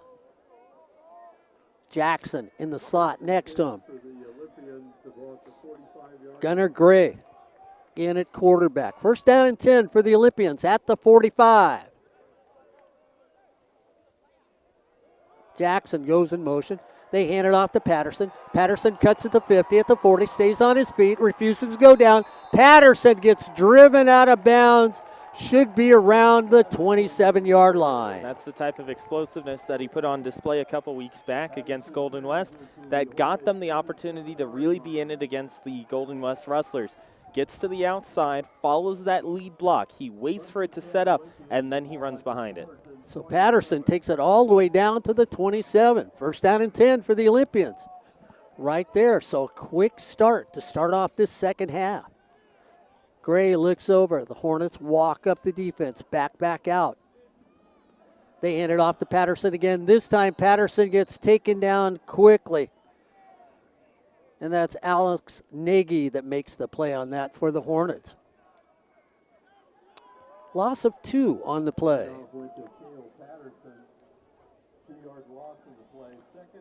Sullivan comes to the near side of the field. Jackson goes in the slot on the far side of the field. Dorsey outside of him. Patterson at running back. Second down and 12. Patterson goes in motion. Now lines up in the slot. Empty backfield for the Olympians. Here comes a pressure. He goes to Patterson. Patterson was running in on the play, Ryan. He should have been running to the outside. Yeah, and he tried to fight his way through Jonathan Smith, it looked like initially. And as he was trying to get his way past the 20-yard line, looked to his left because, as you mentioned, he thought it was going to be back towards the middle, and it's floated back over towards the sideline. Third down and 12 now at the 30. 17, Patterson at the backfield. Sullivan, number 17, at the 30-yard line. Once again, you look at the far side of the field, it's going to be Dorsey and Jackson. Big third down and 12 right at the 30 for the Olympians. Here it comes. Gray steps out, feels the pressure, throws in the flat, gets it to Sullivan. Sullivan gets thrown out of bounds at the 12-yard line. First down, Olympians. So Gray's mobility allows him to make that pass a completion, and they move the ball. It's also a nice break coming out of that route because he runs up to about the, we'll say the 15-yard line, takes one step to his left, gets the defender to bite, spins and turns, makes himself open. One of the big things about the San Diego Mesa receiving corps is that they present their hands as a target, bring it outside so that way there's always an opportunity for Gray to look downfield and see where he's throwing. First down and 10.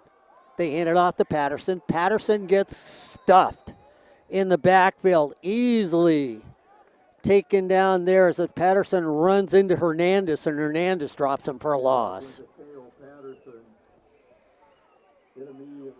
So Hernandez makes the big defensive play for the Hornets. This is a big defensive opportunity here for the Hornets because remember last week, Mark, against the Rustlers, coming out of the half, the Rustlers got the football to start, and they scored on that opening drive. It set the tone for the second half. It's going to bring up a second down and 12 right at the 15. Gray looks over. Patterson still in the backfield. Gray goes back, looks for the corner, backpedals, throws it out of the end zone. Nobody has a play on that one. It's going to bring up a third down and 12.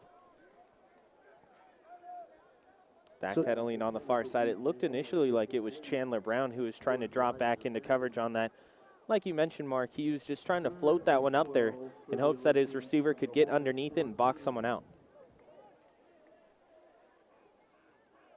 So big third down play for the Hornets. Gray looks things. Patterson still in the backfield. Sullivan to the near side of the field as a receiver. Dorsey to the far side of the field. Throw in Jackson just for a little action out there in the slot. Hornets back off. Gray comes up. Here comes the pressure. They go over. Push off by Sullivan, but there was a non-catchable pass during the battle in the corner. No flag on the play. And Gray, he's just trying to bring it right to the pylon, the only spot where his receiver could get to it. But as you mentioned, it happened earlier on this drive, just about three plays before. Miscommunication between him and the receiver. He goes for the pylon. The receiver is looking back towards the middle. So they're going to attempt the field goal. It'll be spotted at the 21. You add on 10. It's a 31-yard attempt. Ball is spotted. Kick is up. And the kick is good. So the Olympians move down the field, and once again, it's that slim 1-point lead for the Olympians here on Sportsnet, USA.net. Ryan Osborne and the old guy. Corey Neyland is, well, he's lost someplace. Corey, you know what? I bet you Corey Neyland's actually looking for a new watch so he can tell me what time it is when we go into this. Is we're running without a scoreboard. We're running without a running clock on a scoreboard, so we guess at the time up here. But the one thing we know is a fact, Ryan Osborne, it's a close game. The Olympians are up by 1. This is exactly what the Olympians showed last week against Southwestern as well. You look at them, and they had the opportunity on offense to move up and down the field at will. Whenever they needed to get up and down the field, get a nice drive going, 10 plays or more, they had that. You look at this tonight. Coming out of the half, they needed a good drive to answer what Fullerton did at the end of the second quarter. They did exactly that. So we'll see if the Hornets can answer. It looks like when they come out to start something, they stutter. Let's see if they can get that hot start to start this second half. Kuntz and Griffin back deep for the Hornets. They'll stand at the 15. We'll see if they'll kick it away to either one of these young men that do have speed or just pop it up in the middle of the field. Deep kick. Kuntz backpedals. Takes it at the 5. Stutter steps. Looks for a block. Cuts the outside. Stays on his feet. Gets taken out of bounds right at the 26-yard line. They're going to give him the 27. So the Hornets get first down and 10, trailing by 1 early in the third quarter here on Sportsnet, USA.net. Run out of bounds by number 16, Michael Harkin.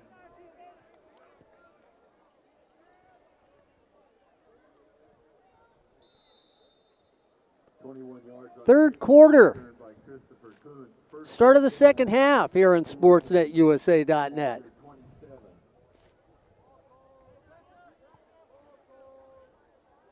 Galban comes out at quarterback. Kashawn Griffin goes in motion from left to right. Galban goes back, looks to throw over here, goes to Huffman. Huffman catches it, brings it in across the 40. They should give him to the 41. Oh, wow. Interesting. They give him that on the catch, but now they get, let's see where they spot this. He caught this at the 41, got driven back. They're going to put him down at where he got driven back at, not where he caught the football. They're going to say when he shifted his hips, he was reestablishing position. And that's why they bring it back 2 yards. First down and 10 at the 38. Galban, quick set, feels the pressure, steps outside, hopes his receiver goes downfield. He does, throws for him, incomplete. As he tries to throw for Smith, breaking downfield, and Ryan, it was just one of those impromptu plays that didn't come in. Yeah, and Mark, I think here in this third quarter, you got to find that one guy on the receiving core who you can look to and say, you know what, when we need a big play, when we need a chunk of 7 or 8 yards, let's go to you. Last week, it was Braden Huffman, and they had the opportunity to get it to him 8 different times, and he finished with over 80 yards receiving and a touchdown. Who is going to be that guy here in the third quarter? Brandon Rankins comes into the backfield now. Second down and 10. Galban looks over the defense. The pressure has been on him. Here they come. Galban has to set his feet. Turns, throws it out there. Nice little pitch and catch. Finally thrown out of bounds. They should mark him short of the 50. Speaking of looking for the big man and hoping he comes back, look who showed up. The mystery voice here on SportsNetUSA.net. You know what, Mark? I think he smelled that barbecue that's been floating around here at the top of the press box and decided, I'm going to get a piece of that. Chili. I think he was That's true. smelling chili. First down. They give him the first down. Galban goes back. Feels pressure. Flings it up. It's going to be out of bounds. Just throwing it away. Nice play by Galban. Deciding just to throw that one away.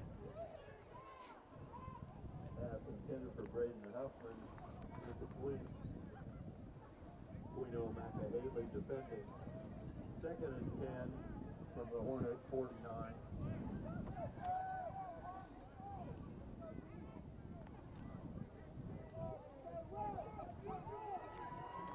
Second down, 49. Galban, here comes the pressure. Looks for the opening, across the middle.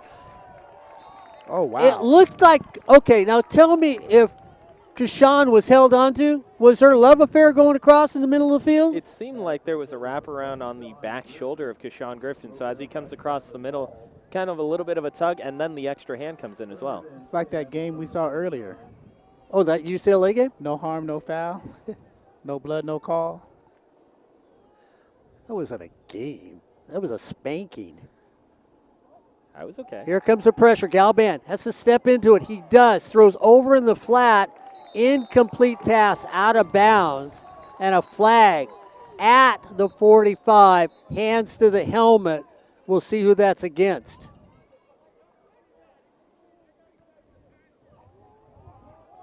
So it's against San Diego Mesa.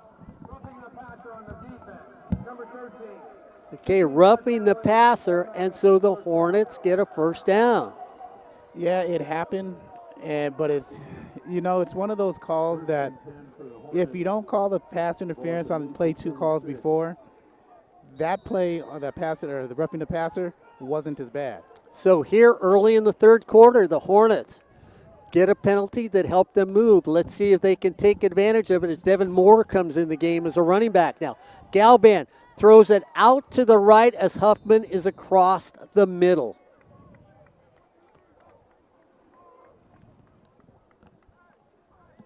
Pass intended for Braden Huffman, incomplete. Travis Hall defending. Second and 10, Hornets from the 36. So second down and 10. Galban goes back, throws out in the flat. Devin Moore gets it on an extended run play that takes him to the 32. And it's going to bring up a third down and a long 6. And now you think with trailing by 1 here in the third quarter that the Hornets may just call this a 4-down territory. Big 3rd down and 6 coming. Right at the 32. Moore still at running back. Galban goes back. Tries to step away. Cannot go up the middle. He's going to lose yardage on the play. It's going to bring up a 4th down. Decision time for the coaching staff for the Hornets. Olympians have been playing well on defense all season long. But this game that we've watched on tape, this game they're playing extra special. They're playing contained football. They're keeping Galban in the pocket. They're keeping Edwards in the pocket. And they're letting their defensive front, those 2 interior guys, come up and plug the hole. 4th down and 9. Right at the 35. Galban, here comes the pressure. Gets hit. It's a fumble. It's out. Picked up on a dead run, and now you've got to outrun people. Get back. Stay on your feet. Cut in the middle. Short. And Galban got flattened by a steamroller. Again, Ethan Smiley that time comes off the right edge. I had flashbacks of another guy in blue back in the 80s, the best defensive player ever in football maybe. Could be, and he just came on and almost made a fumble. Well, he did cause the fumble. Luckily, Devin Moore was there to pick it up.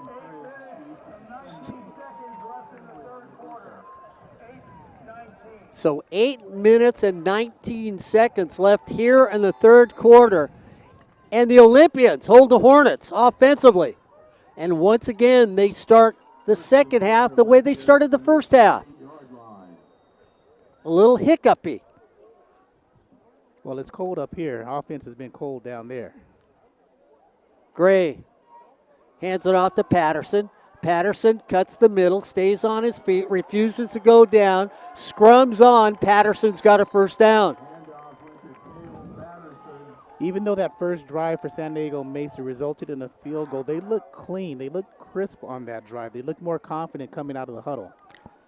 The Olympians up by 1, 17-16 over the Hornets. 1st down and 10 at the 40. Sullivan to the near side of the field. Gunnar Gray looks over at him. Patterson still a running back. Fakes it to Patterson. Going across the middle of the field. Should have been picked. Oh, Corey. Tell you what, if you dropped your wallet, you had a young man that would have left it on the ground, because that's where he left the football, on a perfect jump to pick it off. Jonathan Smith, we talked about it earlier. We thought he was going to have a pretty good game today. He has another pass breakup. That's number 7 on the season. But again, he in the last 2 weeks, he's had 3 drop passes. 2nd down and 10, right at the 40. So the Hornets had that turnover. They come up. Gray throws it out in the flat. Just throws it far enough for his receiver to drop it. It's going to bring up a 3rd down and 10, right at the 40. Here in the 3rd quarter, the Olympians go down the field. They get a field goal to take the lead. The Hornets have an opportunity. They sputter along the way, turn it over on attempts, on downs, and now the Olympians have the ball back, and it's 3rd down and 10. Akintunde is back in the ballgame at the tailback position, Mark. And this isn't 4-down territory for the Olympians, because their offense is playing well, but they're going to look for something over the middle. Watch Dorsey in the slot on the near side of the field. Dorsey's been the man he goes to, or Jackson. Dorsey goes out. Sullivan's going down deep. And the ball is thrown there. And a defensive back turns around and says, wait a minute, should I catch it? I got to line this up. Wait a minute. There's the Big Dipper. And that's, oh, wow, forget it. I'll just let it hit the ground. Yeah, but Fullerton in the middle of the field was thinking like we were thinking, going to the middle of the field with Jackson. They had 3 people covering him. But, again, they played better defense because they were double covering, had 2 deep on Sullivan. Keshawn Griffin back at the 25. We'll see. This one's kicked. Keshawn says, I'm going to take it. He does. Takes it on the dead run. Goes up the middle. Needs to cut to the outside. Dances through a few. It's a waltz. And then it becomes a slow little bunny hop all the way up to the 40. So it'll be 1st down and 10. Here in the 3rd quarter, the Hornets are trailing by 1. It's the Olympians 17, the Hornets 16 here on Sportsnet, USA.net. Corey, Ryan, the old guy, and Gabby, all here in San Diego at San Diego Mesa Olympian Stadium. Nice campus. Beautiful area. Had a great ride down here tonight, so it was our pleasure once again as Trey Edwards comes in at quarterback.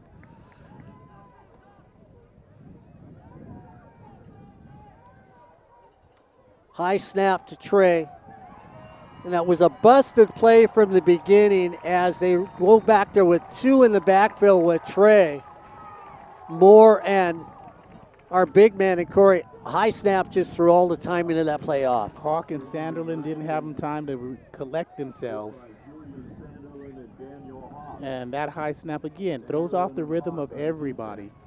So now instead of trying to get some momentum after that cold first series, you have a bad snap and you're second down and 15 yards to go. Not positive. Trey Edwards, Brandon Rankins in the backfield. Trey goes back, steps away, doesn't see anybody. Should take off running. There he goes, Trey. Just put on the speed, turns out on the corner, stays on his feet, dances the outside, and picks up a good 11 yards on the play. And that should be the offense right now to get them some type of motion and some type of positive plays down the field. One look, if nothing's there, then you take off and run. So a big gain makes a 3rd down and 4 for the Hornets right at the 45. Clock is ticking here in the 3rd quarter. Trey looks back. Rankins is back there. He goes out in the flat. They throw it. He tries to lead Brandon Rankins. He does lead him, but Brandon does not run into the football. It's going to bring up a 4th down, and the Hornets should punt it away. No, he didn't run into the football because there was no play there. The linebackers have read that play all day. Even if he catches the ball, his forward momentum isn't there. So he doesn't have time, as Michael Harkins is back deep to receive the kick. He doesn't have time to pick up momentum, and by the time he does that, the backer is there to make the stop. Either way, that's going nowhere. So Harkins, ball bobbled, kick is up. Harkins stands for it, waits for it, takes it right there. Gutsy play by Harkins in a crowd and gets up to the 30. Be 1st down and 10 for the Olympians here in the 3rd quarter. The Olympians are up by 1, 17-16 here over SportsNetUSA.net. Jordan Rice, sorry, go ahead, Mark. 5:01 left in the 3rd quarter, guys. As Rice, Morris, Dunnick, and Hernandez up front. Backers are Hurtado from far side, Gaines in the middle, Wiley on the near side. Patterson in the backfield for the Olympians with Gunnar Gray. Gunnar hands it off, gives it to Patterson, who turns sideways and says, "How do you do? I'm running by you." Ball comes out. I think and Fullerton there's a has scrum. it, Mark. If Do they you? call it a fumble, Fullerton looks like they had it.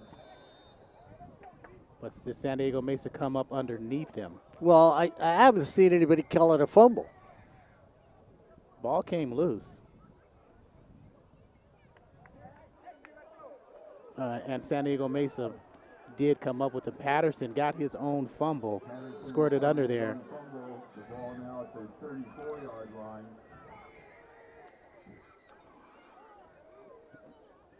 Hornets have Tedrick Ross on the near side corner and Elijah Griffin on the far side. 2nd down and 5 for the Olympians. So Patterson finds a way to retain that football when it was lost. 2nd down. Gray looks over, looks at his wide receivers. The Hornets playing bump and run on the far side. Walk up, give a 10-yard cushion. Linebackers are coming. Gray throws it over here to the flat, taken right there. A little stutter step. And you love the way when he catches the ball as Jackson. He puts that little stutter step. He's got the speed to beat you, makes you hesitate and gets a couple more yards. Well, what they're doing is they're doing a nice job of keeping Fullerton off balance. Just enough run game. You pick up 3-4 yards at a time, that's fine. It's not something exceptional, but they're keeping the backers and the defense questionable. And those short passing game as well, keeping them from going full tilt. Sullivan to the near side. Jackson to the far side. They hand it up the middle one time. Nothing there. Loss on the play or back to the original line of scrimmage. It'll bring up a 2nd down and 10. And that time Junior Wiley was there with the first hit. Sean Morris cleans it up. Hit immediately by number 98, Sean Morris. So Kantunde is now in at running back. No gain on the play. 2nd and 10 from the 45. So the Olympians Gunnar Gray goes back. We'll see what he does. Hornets walk up. They play man-to-man. Then they back off. Gray, no pressure in the middle. Throws in there. Clean pocket for Gray. Another first down, and that's been the big thing in this game. That clean pocket all day long for Gray as he flits it over there to Brody Schnicker, and Schnicker gets a first down. The Mike McGinley first down Olympian. About the Hornets 44-yard line.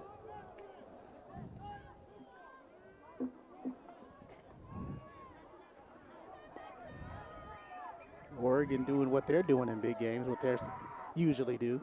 First down and 10 at the 45. They give it to Junior right up the middle. Gets out to the 40. A trio of Hornets there on the stop with Hurtado, Gaines, and Vasquez. Marcellus Gaines on the tackle. So the clock is ticking 4-yard pickup on the play. here in the third quarter. The Olympians are up by 1. Once again, moving down the field, getting chunks of yardage against the defense, but not a lot of score. We'll see if the Hornets can come up with that big turnover right about now. Big second down play from the 40. Gray looks things over. The Hornets are coming after him. Gray looks for the old man, throws in the flat. Beautiful tackle for no first down, and the whistle's finally blown. They're going to find him about a yard short. Nice defensive play by the defensive back. Yeah, and that's Chandler Brown one more time. He leads the team in tackles. And with that all-out blitz, they had man-to-man coverage on the outside, so Elijah Griffin was designated for the deep. Chandler Brown, anything in between comes up. Araujo, the tight end, now in the game. Haven't seen many balls thrown to him. They have Sullivan here to the near side of the field. Dorsey in the slot next to him. The tight end is free, so he's eligible.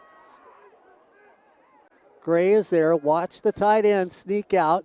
They run it up the middle. First down for the Olympians. So nice set, Corey. They look like they might throw a short pass to the tight end. They run right off the tight end's hip. What you said about he's not getting the ball thrown to him, but what he's done all game long is he's pass protected well.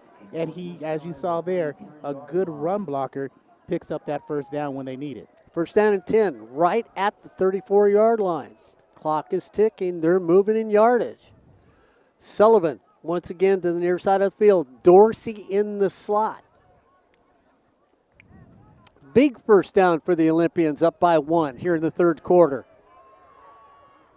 Olympians trying to get one more touchdown, feeling comfortable if they can get up by 8. Pressure's there. Gray's got the time, throws it the wrong direction, and once again, Ryan Osborne, his receivers and him are on the wrong receiving end. We saw that earlier in this quarter. That's the third time that inside the 15 they end up having their heads look the wrong way on where a pass is going. Twice towards the middle and once towards the outside at the pylon. So it's going to bring up a second down and 10 at the 33. Plus they had Jacob Vasquez there who read the play all the way. If it had been a perfect throw, that was a pick. Big second down and 10.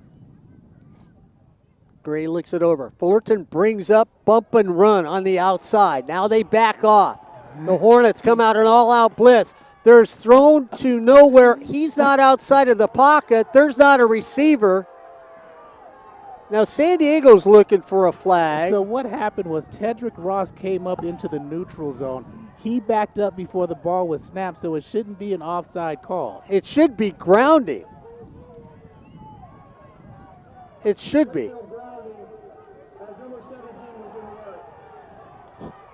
It's no intentional grounding. No, that's what they're saying, that 17 was in the area. 17 was in the area code, not the area.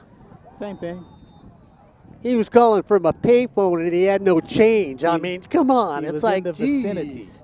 Okay, all right. Yeah, I guess it. Let's see. Area code for Los Angeles is anything. Okay, I'll come down. They missed the encroachment, so they make up with the no intentional grounding. Oh, so we just saying, is that a new recipe in home cooking? Yes, it is. Okay.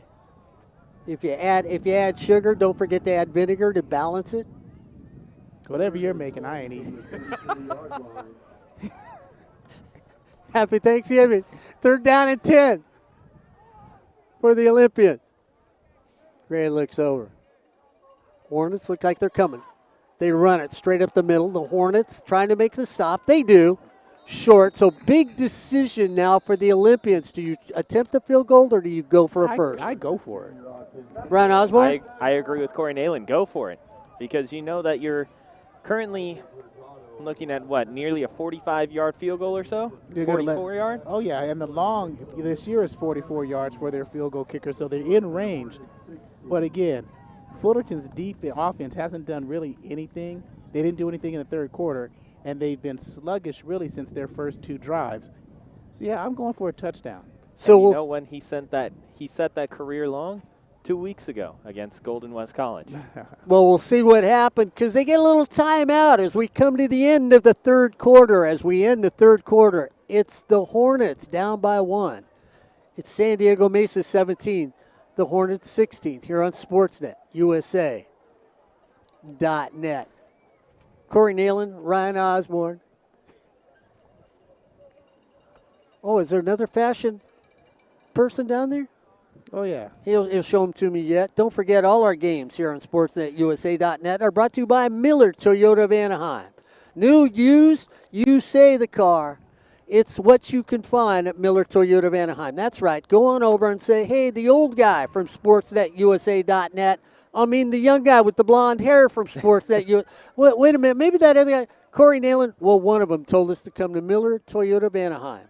Located at Euclid in the 91, Miller Toyota of Anaheim is a proud sponsor of community college sports and, most of all, education.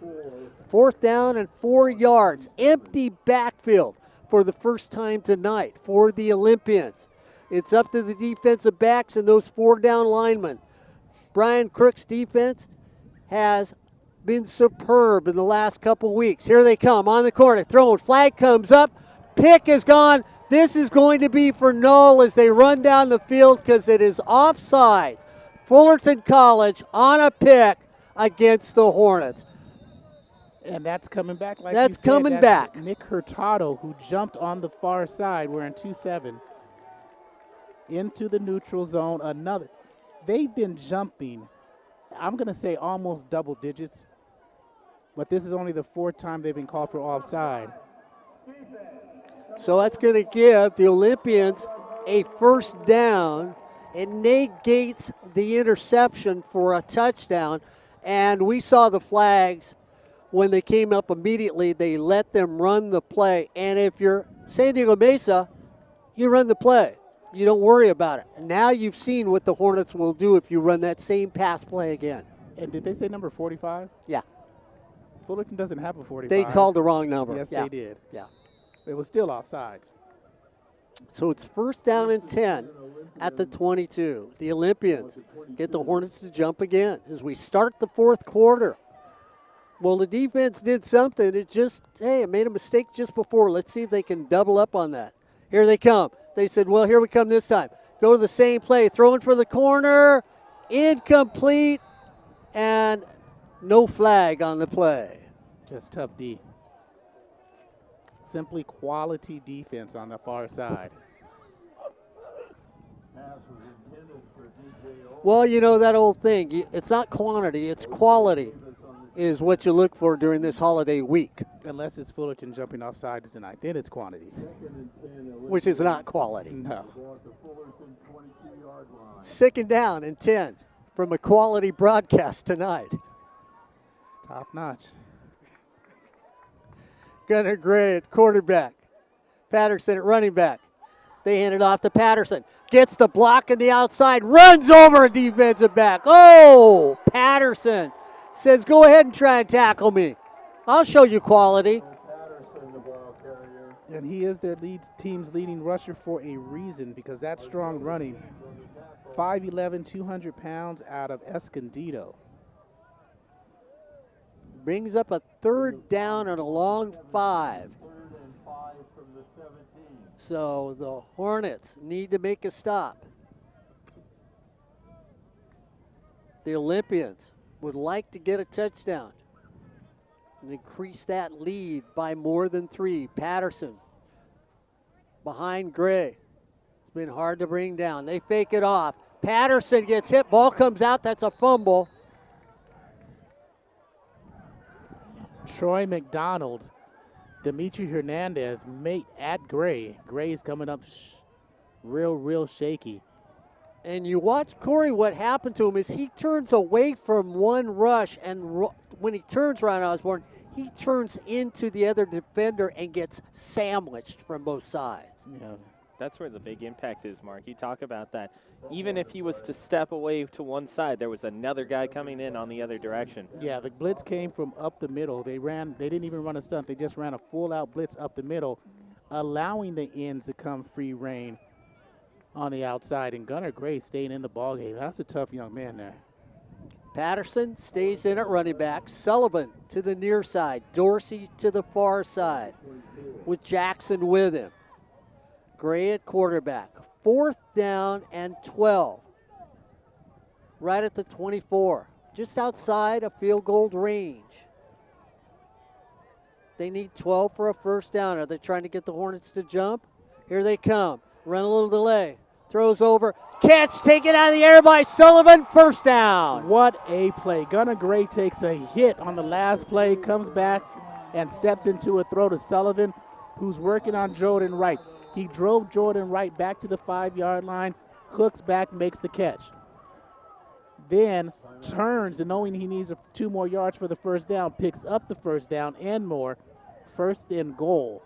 Last time we were here in San Diego Mesa, Fullerton put it on Mesa. The Olympians had no chance. This time, the Olympians, for all intent and purposes, if Fullerton's offense cannot recover, if they score a touchdown, you're thinking Game's over. Yeah, that's what you're thinking. Well, they score a touchdown, Corey, and kick a field goal. They're automatically up by 8. 5 seconds left in the 4th quarter. So 13 minutes and 5 seconds left in the 4th quarter here on Sportsnet, USA.net, as we have a Hornet down on the field. And that's why we have a official timeout. And we go back and talk about Gray. Ladies and gentlemen, he got sandwiched. He laid on the ground, like Corey said. Corey, not only was he a tough young player when he got up just to take the next snap, he threw a bullet to Sullivan down there. And that's the thing. When you watched him after he got done throwing the thing, he walked down the field like I do when I get up in the morning. 1 foot after another going, okay, now if I don't fall down, I'll make it to the kitchen. And that's exactly how he looked out there. And I give it to you. I mean, I think he looked at everybody and said, no, I'm going to play. Well, you realize it was 3rd down, and he realized it's 4th down. I can't come out of the game. I can't have my athletic training staff come out and get me and check on me because then I got to come out. He waved them off. He said, I got this. I'm okay because it's 4th down, and we need a first down. And what did he do? He goes out and picks up the first down along with Sullivan. And I can't see the number on the play. It looks like there's a 7, so it could be Jason Wallace. I don't want to speculate on it, but the best training staff in community college athletics is helping him up. And that is Jason Wallace, who's able to sit up. Well, Corey, and this is what I got to say about training staffs, because the training staff for San Diego Mesa was the closest, and they immediately came on the field to check the Hornet player. And this is why you talk about camaraderie on the athletic level.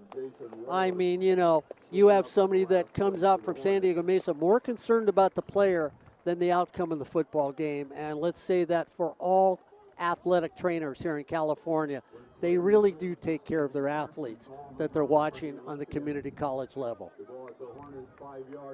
So it's 1st and goal. Do they run? Do they pass here? No, I give it to Patterson. He's in the backfield. I think he is shifty. I think he's crafty as a running back. And I think I hand off the ball to Patterson and see if he can take it in a couple times. Tight formation. Sullivan out the left. Patterson up the middle. Gets it down to maybe the 3 or 4. I run it to Patterson one more time. 5'11", and what'd you say he weighed? 200. God, he looks small from up here, doesn't he? 3-yard gain in the play. No. Well, everybody looks small from up here. It's what happens when it's cold. Well, you guys don't look small from up here. That's because we're not down there. Oh, okay. He looks like us, Second but and in goal. shape. I hand it off to Patterson again. I really do. They hand it off to Patterson. Patterson in the end zone, touchdown. San Diego Mesa. So is Fullerton feeling the effects of last week's loss? Did that game take much out of them? That they're giving up their 24th point, and San Diego Mesa is doing an effective job running the ball. San Diego Mesa plays good here at San Diego Mesa. When you look at their losses, they're on the road, and they are a very strong home team. And they came in 6-3, same as Fullerton, 2-2 in conference, where Fullerton was 3-1. Ball is spotted, kick is up, and the kick is good. So San Diego Mesa takes an 8-point lead over the Hornets, 24-16 here in the fourth quarter on Sportsnet USA.net. Great crowd out here tonight. Beautiful turnout. Boy, San Diego Mesa gets a wonderful turnout for their home games. And for the people that travel down from San Diego to Fullerton or from Fullerton to San Diego, because either way you go, that's where you got to end up. Back to where you started. You know, a lot of people from Fullerton. I thought we'd get very few that would make that drive, but to the fans that came down here, thank you very much. 12 minutes left in the fourth quarter. Speaking of Fullerton, Mark, we want to give a quick congratulations to the women's volleyball team on campus as they won their play-in game against Coista, so they will be in the playoffs starting this week. There you go. Congratulations to the Tomatich crew. We want to thank Faith Webb and Hannah Tobin. Yes. For talking to you two, yeah, I thank them too. You have to. That's a brutal 6 minutes there. But 12:09 remaining, still plenty of time for the Hornets to get their offense rolling. Yep. And if they can't get their offense rolling, they in trouble. Because Sean's been close. Big deep kick. Griffin takes it at the 6. Waiting for one time. That is not the time as he gets taken down quickly. Right across the 25, sliced like a piece of cheese going on one of my sandwiches. Tor Stansbury, 5'9" out of Poway. So the Hornets need to get on the board quickly, and we don't say field goal. They need touchdown. They're down by 8. Sattler, the center, Peroni, the left guard, Medelis, the left tackle, Sines is the right guard, and Nichols is the right tackle. Trey Edwards comes in at quarterback. Brandon Rankin's the running back. Trey goes back, goes away from pressure, looks to go down the field, throws it, dropped across the 50. He threw it right there, Corey. If you're a wide receiver, you need to catch the football. Yeah, and that's another one of those throws that you need to catch the football, but again, it was behind him. Deshaunte Thomas had to turn around, again, make the catch, which he should have caught. But he was coming down and trying to keep that foot in bounds. A lot of motion coming in, and he's been your most excitable player on the outside for Fullerton in the last couple weeks. Incomplete pass, second down and 10, right at the 28. And Braden Huffman comes in, who's been your most consistent pass catcher. Huffman to the near side of the field. Griffin goes in motion from right to left. Edwards goes back, feels the pressure, runs away from the pressure, sidesteps two, spins around, goes a lot of yardage to get absolutely nothing on the play. It's going to bring up a third down and 10. And right now the Olympians are just pinning their ears, actually not even pinning their ears back. They know that Fullerton is not going to run the ball. So they're putting that zone on and putting 2 and 2 and 2 on the receivers in route. Huffman to the near side of the field. Kashawn Griffin in the slot on the near side of the field. Third down, a loss of 2 on the play, and 12 for the Hornets. Here they come. Trey Edwards throws it behind the receiver, and Byers can't catch it. It's 3 quick pass plays, and the Hornets go to the bench. 4th and 12 from the 26. So the offense hiccups its way, not even for 10, and has to give up the football. San Diego Mesa feeling the victory within reach now. They're up by 8 here in the fourth quarter. Kuntz kicks it away. High spiral, signaled for a fair catch. Caught over the shoulder right at the 40. And it'll be first down for the Olympians right at the 40-yard line. It's the Olympians 24, the Hornets 16 here on Sportsnet, USA.net. Ryan Osborne, Corey Neyland, tagging along with the old guy here on Sportsnet, USA.net. And the Olympians are now in control of the football game. 10 minutes. And again, 10 minutes and 54 seconds is an eternity. If you make a stop defensively and do something offensively.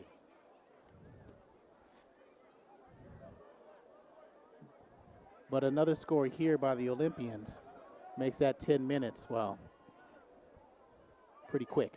So the Olympians say, let's run that football. Hand it off. Off to the right side. Gain of 3 on the play. Junior Wiley tackling Stansbury, or excuse me, not Stansbury, Latonka. Latonka. Daniel Latonka in at running back. Gain of 4. Second down and 6. Right at the 44-yard line. And they're getting into the second and third and manageables. Nothing third and 9, 10 yards ago. That's Fullerton has been in. Hand it off again. Give it to him again. Doesn't get knocked down. Refuses to get tackled. Latonka gets it across midfield down to the 45. Again, your 2 leading tacklers for the Hornets this season after a gain of almost 10, or actually 10, are your safeties, Smith and Brown. So first down and 10, 2 running plays for the Olympians, and they move it down the field. Hornets down by 8. Need the ball back, need a touchdown and a 2-point conversion. Sullivan, double stacked here to the outside with Dorsey. Tonka at running back. Nobody can stop him. Hand him the football. He goes straight up the middle. He gets all the way down to the 30. So he rips off 25 yards in his first couple carries. And let's talk about the work put in by Cameron Stoffel and Andrew Johnson on the left side. They opened up a huge lane to run through. So it's first down and 10 for San Diego Mesa. They're moving. The Hornets need a stop, and it's just not happened. The paper's starting to tear, and they're running out of ink to get their final done. Mesa taking their time, bleeding the clock. They run it again, straight up the middle. This time the running back's got no place to go. Loss of 1 on the play. Second down and 10. The clock goes tick, tick, tick. And here's where it goes tick, tick, tick, Mark. Run it again. Just to run the ball off, just to run that clock. And then on third down, because they've been efficient on third down tonight. They have. They've hit crucial third downs. They hit a crucial fourth down to keep the drive alive on that touchdown drive last possession. Dorsey goes to the far side of the field. Sullivan comes to the near side of the field. Back in at running back for them is Patterson. Second down and 10, right at the 32. Change the play at the line of scrimmage. Watch Clicks down to 5. Here they come. Throw over in the flat. Taken right there. Tackled, immediately caught, but a nice, Corey, like you say, efficient plays. A pass to the far side of the field, but they pick up 5. Yeah, Christian Cross, he makes the tackle, but again, that 5 yards, 4 to 5 yards is needed to make your third down more manageable. And we have an Olympian down on the play. So for an injured player, we have timeout on the field. With timeout on the field, it's the Olympians 24, the Hornets 16, here on Sportsnet, USA.net. Next weekend, playoff game and a bowl game is a possibility, maybe 2 bowl games. So we may have 3 games altogether next week. Check the homepage at sportsnetusa.net. And for the teams like volleyball that got into the playoffs, check the homepage at Fullerton College Sports to see what's going on. Ryan Osborne, did we get any update on what water polo might have done? Should they be playing? Oh, They ended up playing on Friday, and they lost 14-11 to West Valley. Daniel Wow. Gurdon is up and off. Yep. Wow. That's an upset. And that was in the semifinal. So Santa Barbara and West Valley ended up moving on. And Santa Barbara beat Fullerton in the SoCal finals. 4 different times they beat them this season. And all of them by a combined 4 goals. Each one was by 1. Wow. Dorsey goes to the far side of the field. Jackson in the slot next to him. Sullivan to the near side of the field. Patterson is a running back. Big third down play for the Olympians and the Hornets. Gray goes up and throws it into no man's land. Okay, tell me who's in the vicinity of that pass. It was the guy, it was on the far side. He was doing a square, and he threw it when he was making his cut, and there is a penalty on the play after the play. Looks like unsportsmanlike conduct. Intentional ground, number 9. Oh, they call intentional grounding. Following mark, 5 yards from the final foul with a loss of down. I wouldn't have thrown the flag. Oh, You were right yeah. on the you were right on the call, but I still wouldn't have thrown the flag. It wasn't close. It wasn't close, but the guy was making his cut and he threw it to the wrong side. I wouldn't have thrown the flag. I would have. I would have thrown the flag for the simple reason that he was throwing it into no man's land, not close to receiver, to not get the sack and never got outside, and that's the definition of intentional grounding. Not, hey, I was close, he was in 20 yards. Still would have thrown it. Now, see, that's a quality referee standing next to me. I'm an efficient referee. I let the game flow. Oh, man. The Hornet defense makes a stop. Needs to get a return here. Little pooch kick with backspin. If you're a Hornet, you watch where it comes. Fair catch called for. And so the Hornets defense steps up, and now it's up to the offense to get something on the board. You need your most creative possession of the season right now. You need your most creative plays to get into the end zone. You need to have your best players out there touch the ball. Your most explosive players touch the ball in this situation.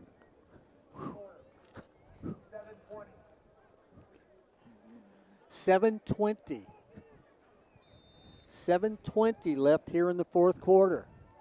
Galban back in at quarterback, Moore at running back. First down and 10. Galban goes back, has time to throw. Almost picked, jumped on the ball. The receiver turns, and the defender said, "Excuse me, I think that belongs to me," Corey Neyland. Almost a hiccup that cost the game. And it looks like it was Akintunde who made the deflection. They were trying to reach Braden Huffman, the go-to man, last week. I think you're going to have to work Devin Moore into this ball game, Mark, or the back in the backfield, if it's Rankins or Moore. And you're going to have to need Kashawn Griffin, Christopher Kuntz, people with speed to touch the ball. Byers, Kuntz to the near side of the field. Moore running back. Second down and 10. Here comes Galban. He gets sandwiched, crushed.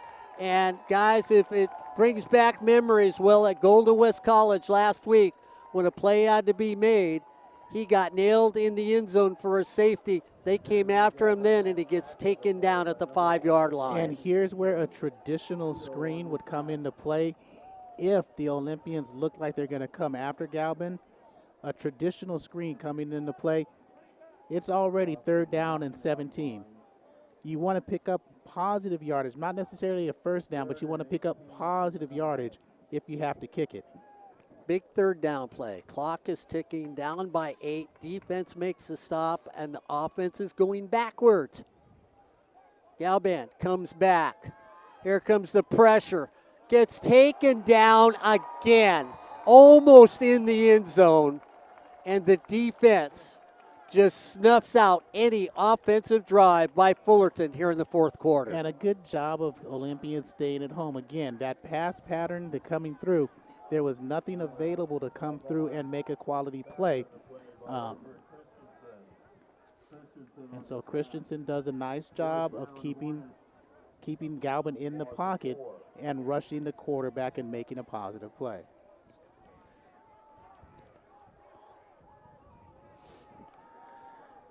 High snap, almost blocked the kick, sideways kick, taken at the 45, sidestep, grabbed, trying to get the ball, doesn't. Nobody wants to tackle the player. They're trying to tackle the ball.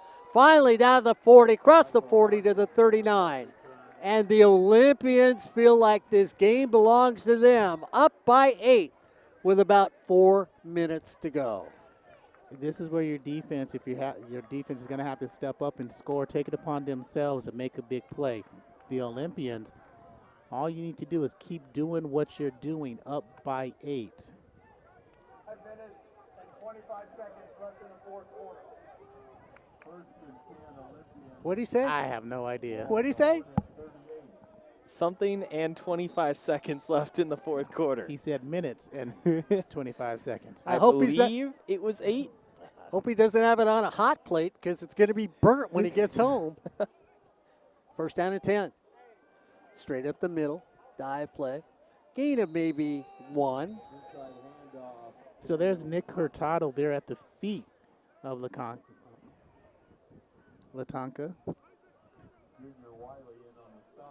And the other linebackers cleaned it up. But that's what you need if you're the Hornets, to limit the first down yardage. So there's no gain, but you're running the clock for the Olympians. Now you got to be creative if you're the Olympians on offense to catch Fullerton off guard.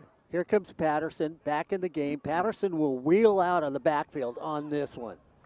When you look at Patterson, watch out for Schnicker. He's the one who made the big catch earlier in the game. He's to the near side of the field. Young man can move for a big man. Come up, throw it over the middle of the field. Almost intercepted. As that's the first time you saw the quarterback run for his life, Corey, and just throw it away not to get hit. That's the second time we've seen that intentional grounding last possession, and this time when Fullerton comes up, actually, that's why he threw it away the last time, because Jonathan Smith almost had his 4th interception of the season. But again, they hit his hands, and he's had a good season. You know, I'm surprised they didn't wheel Patterson out. They haven't done that, and I keep waiting for Patterson to wheel out of the backfield. 3rd down and 10. Right at the 39. It's at that range that, you know, if you pick up anything, Hornets, they jump again. Corey Neyland. And then the pass is made. As O'Shea Davis was going for the pick, again, the defense is trying to make something happen themselves. So normally O'Shea will make a clear and clean stop. This time he goes for the pick. But again, Nick Hurtado jumped for the second time tonight. And he's just short. So it'll be 3rd and 5 or 4th and less than 1. Well, I'm taking the 4th and 1. I'm taking a 3rd and 5. Ryan Osborne? Oh, sorry, are we disturbing you? No, I'll go 4th and 1, go for it on 4th, and go and get this football game. So you're a Northern California team that knows how to win. Did they? No, I'm just from north okay of San then. Diego, just an LA kid trying to make sure that my offense rolls. Corey Neyland, I think they're doing what you said. Offside. Defense number 27. 5-yard penalty. They took what you did. Plus, you've shown all game long that you can get 5 yards on two plays. What it also does is it runs more clock and gives Fullerton, if they do get the ball back, less opportunity and less time to score. So you hand it off to Patterson on this play. Patterson stays in the backfield. I like Gunnar Gray looks at the official and says, you need to be running the clock. I like that. He turned around and looked at the official and said, run the clock. Patterson looks over. I think this is where you run Patterson up the middle. If he gets 2 yards, Corey Neyland, like you said, they're there. And now we get a timeout. So a misset by San Diego Mesa. And now I'm going to throw it on you because you've known him for years. If you're Brian Crooks, do you bring everybody? If you were Brian Crooks, I'm not saying that's what Brian should do. Would you bring everybody if you were Brian? Yeah, I think it's time for your defense to make a play. I think they made a play, but they jumped off sides a couple possessions ago. So, yeah, bring him. You want to bring at least one backer to get into the quarterback's face to rush him. You saw the last 2 drives when he was rushed, he just throws it away. That's what you want here on 3rd and 5. Ryan, look at this. Look at this. I feel like I'm the old man, the youngster, sitting down, getting snuggly and warm. I wish the referee would tell us one more time how much time's left. You want to yell at him down there for me? No. It's something minutes and 25 seconds. Yes. I mean, you know I could catch his attention if I yelled out there. Corey, Oh, that's if you're coaching soccer. Yeah, that's true. That's true. Patterson, the left side of it. Big 3rd down and 5. Now for the Olympians. They go back, try to throw back. Throw across the middle of the field. And Corey Neyland, there's the pressure you talked about. He's backpedaling all the way, looking for a little flanker screen or flat pass to the flanker, and could get nothing on it because of the pressure. 4th and 5. And I'm not sure I wouldn't kick it away. I'd like you want to go for it if you're the Olympians because you have all the momentum and you can end the game here. Yeah, you go for it. No, see, I agree with your first statement. I kick it away. They haven't been able to move down the field. I'm not going to give them a 30-yard start. So big 4th down and 5, head by 8, minutes to go here in the 4th quarter. You hope they jump. Here they come, all out. Throw it over the flat. Caught! First down. No? Yes? No, it's short. No, it's a first down. It is a first, it is a first down.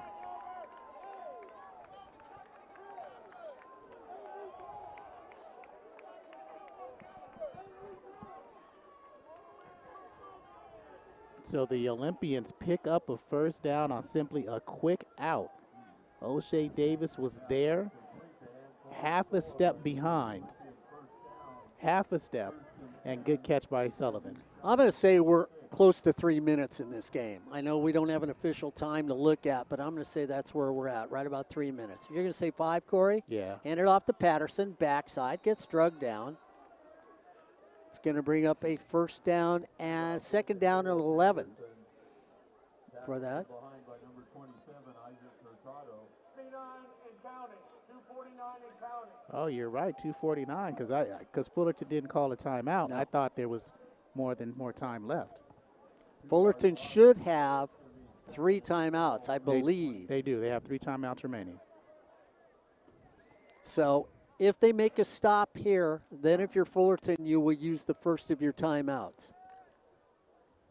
Realize Fullerton needs a touchdown with 2 to tie this game if San Diego does not get on the board. If they get on the board, then what you do is they take That's Patterson, touchdown, San Diego Mesa. That's it. And again, they go off tackle. He hit the lane on the outside. Excellent blocking up front. And that's how you win a ball game. 4th down and 5. They go for it. They pick it up. 4th down and 12. They go for it and pick it up. They wanted this game a little bit more than Fullerton Hornets. Yeah, and they were very efficient on offense and defense when you look at them. I mean, the offense made pass plays, Corey, that we didn't think they'd make. And the defense has played stellar defense against the Hornets. Ball is spotted, kick is up, and the kick is good. So 31-16 with about 2 minutes left in the game. 15-point lead. San Diego Mesa has a present underneath the tree, just still needs to open it and see if it is what they wish Santa would bring them, a victory against this Fullerton College team. So if Fullerton has a bowl game, they go from hosting a bowl game with the win to going on the road for a bowl game with this loss because they will drop to 6-4 on the season. San Diego Mesa is going to improve to 7-3 on the season unless something happens that we've never seen before. And San Diego Mesa will be 3-2 in conference. The Hornets will be 3-2 in conference, So and San Diego Mesa beat them They have the tiebreaker. They have the tiebreaker, so the Hornets end up in third place in the conference, not in second. Donovan Warren will be kicking off for the Olympians. Deshaun Griffin, Christopher Coote deep for the Hornets.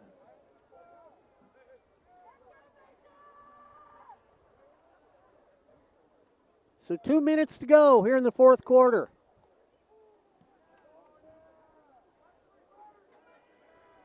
Deshaun takes it, looks to go to the outside, up the sideline, needs to have a block, down the field, gets driven out of bounds at the sideline, across the field,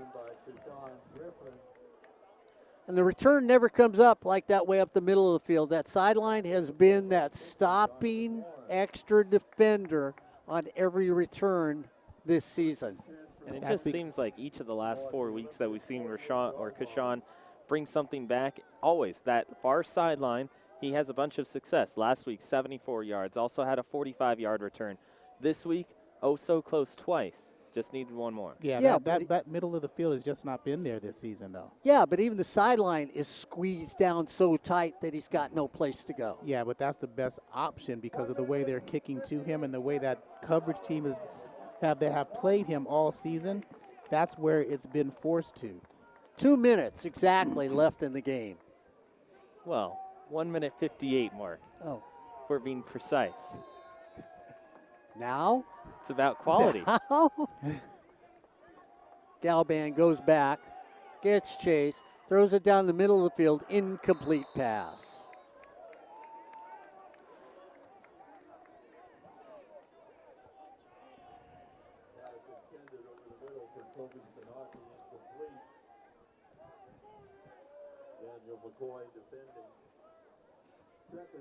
Second and 10 at the 49. You need a quick one, a possible recovery on a touchdown, and maybe you pull off the season. I'm just going to throw it as far as I can and hope it gets caught. Incomplete pass at the 20.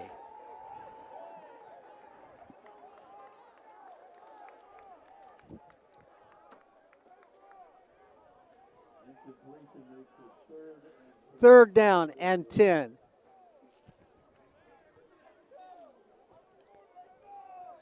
For the Hornets. So the season is coming to a dwindling close here in the fourth quarter. Big third down and 10. Galban goes back, throws it short, turns, caught at the 40, steps out of bounds is Byer. First down for the Hornets, but it looks like too little, too late as the Hornets are down by 15 with a minute to go. So the season slowly coming to a painful close, but it's been a good season. They got to play this year, and there's been progress. Galban down the middle of the field, incomplete pass.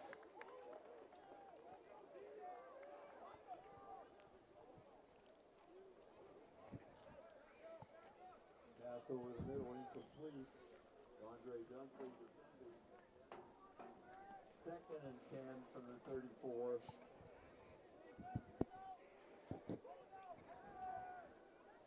Galban rolls out, looking for something. Flag on the play.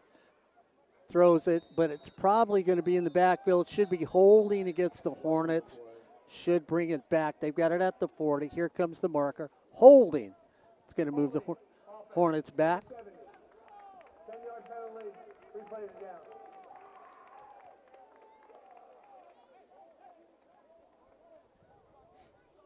So we're going to move that back 10 yards. Well under a minute here in the fourth quarter. Trailing by 15. Moore in the backfield. Huffman wide to the right. Griffin in the slot next to him. Second down and 20.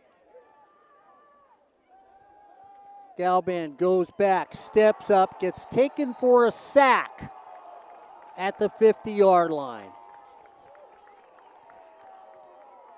Nice rush there by San Diego Mesa. And that was one of the areas that we mentioned before the game would be a place of strength for them, is that defensive line. They get good pressure in on the quarterback, and they force a lot of decisions that you wouldn't normally see from some of these quarterbacks in the conference. We saw it against Red Slav in the first half, against Golden West, and now you see it here all game long against Galban in the offense. So the Hornets call a timeout with a few seconds left.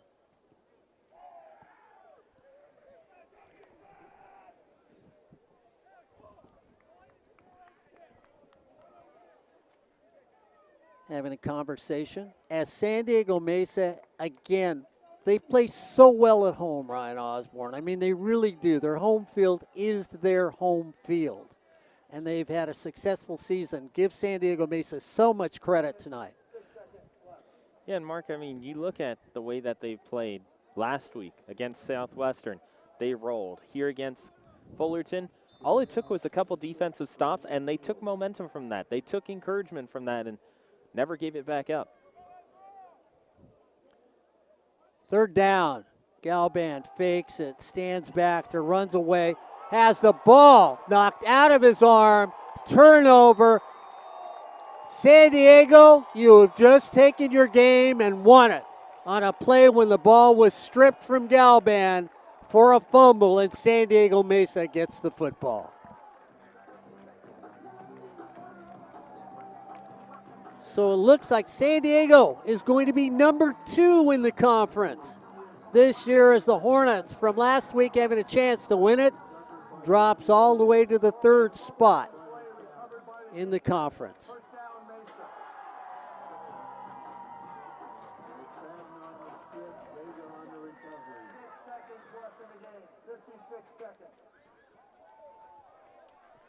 First and 10, Olympians. Ball at the Hornet 45. So it'll be first down and 10 for the Olympians. They're just going to take a couple knees and say, let's call it a day. That's what they thought they were going to do. Gunner says, no, don't stand behind me. It makes me uncomfortable. Let me just hand it off. We'll go straight up the middle, which they do for 8 yards on the play. I sort of thought, I like that. He felt, wait a minute, what are you doing standing behind me? We're going that way, man. I don't need you behind me. 39-yard line. So the clock keeps ticking. The official will let us know when this game comes to an end. Like we've said all game long, we've tried to keep you informed of what's going on. No scoreboard, so it's been the officials nice enough to say every once in a while what the time is. We're down to about 30 seconds in this game, with the Hornets trailing by 15, and San Diego Mesa has the football here on SportsNetUSA.net.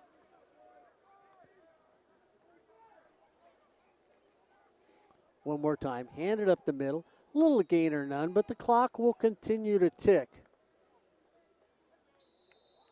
And that brings us to the end of the game. As we come to the end of the game, it's the Olympians 31, the Hornets 16. Well, we want to thank everybody who's watched us this year on SportsNetUSA.net.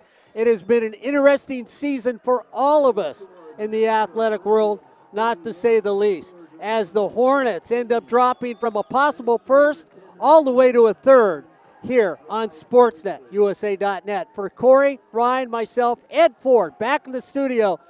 Next week, possible bowl game for the Hornets and playoff games for Golden West College, all here on SportsNetUSA.net.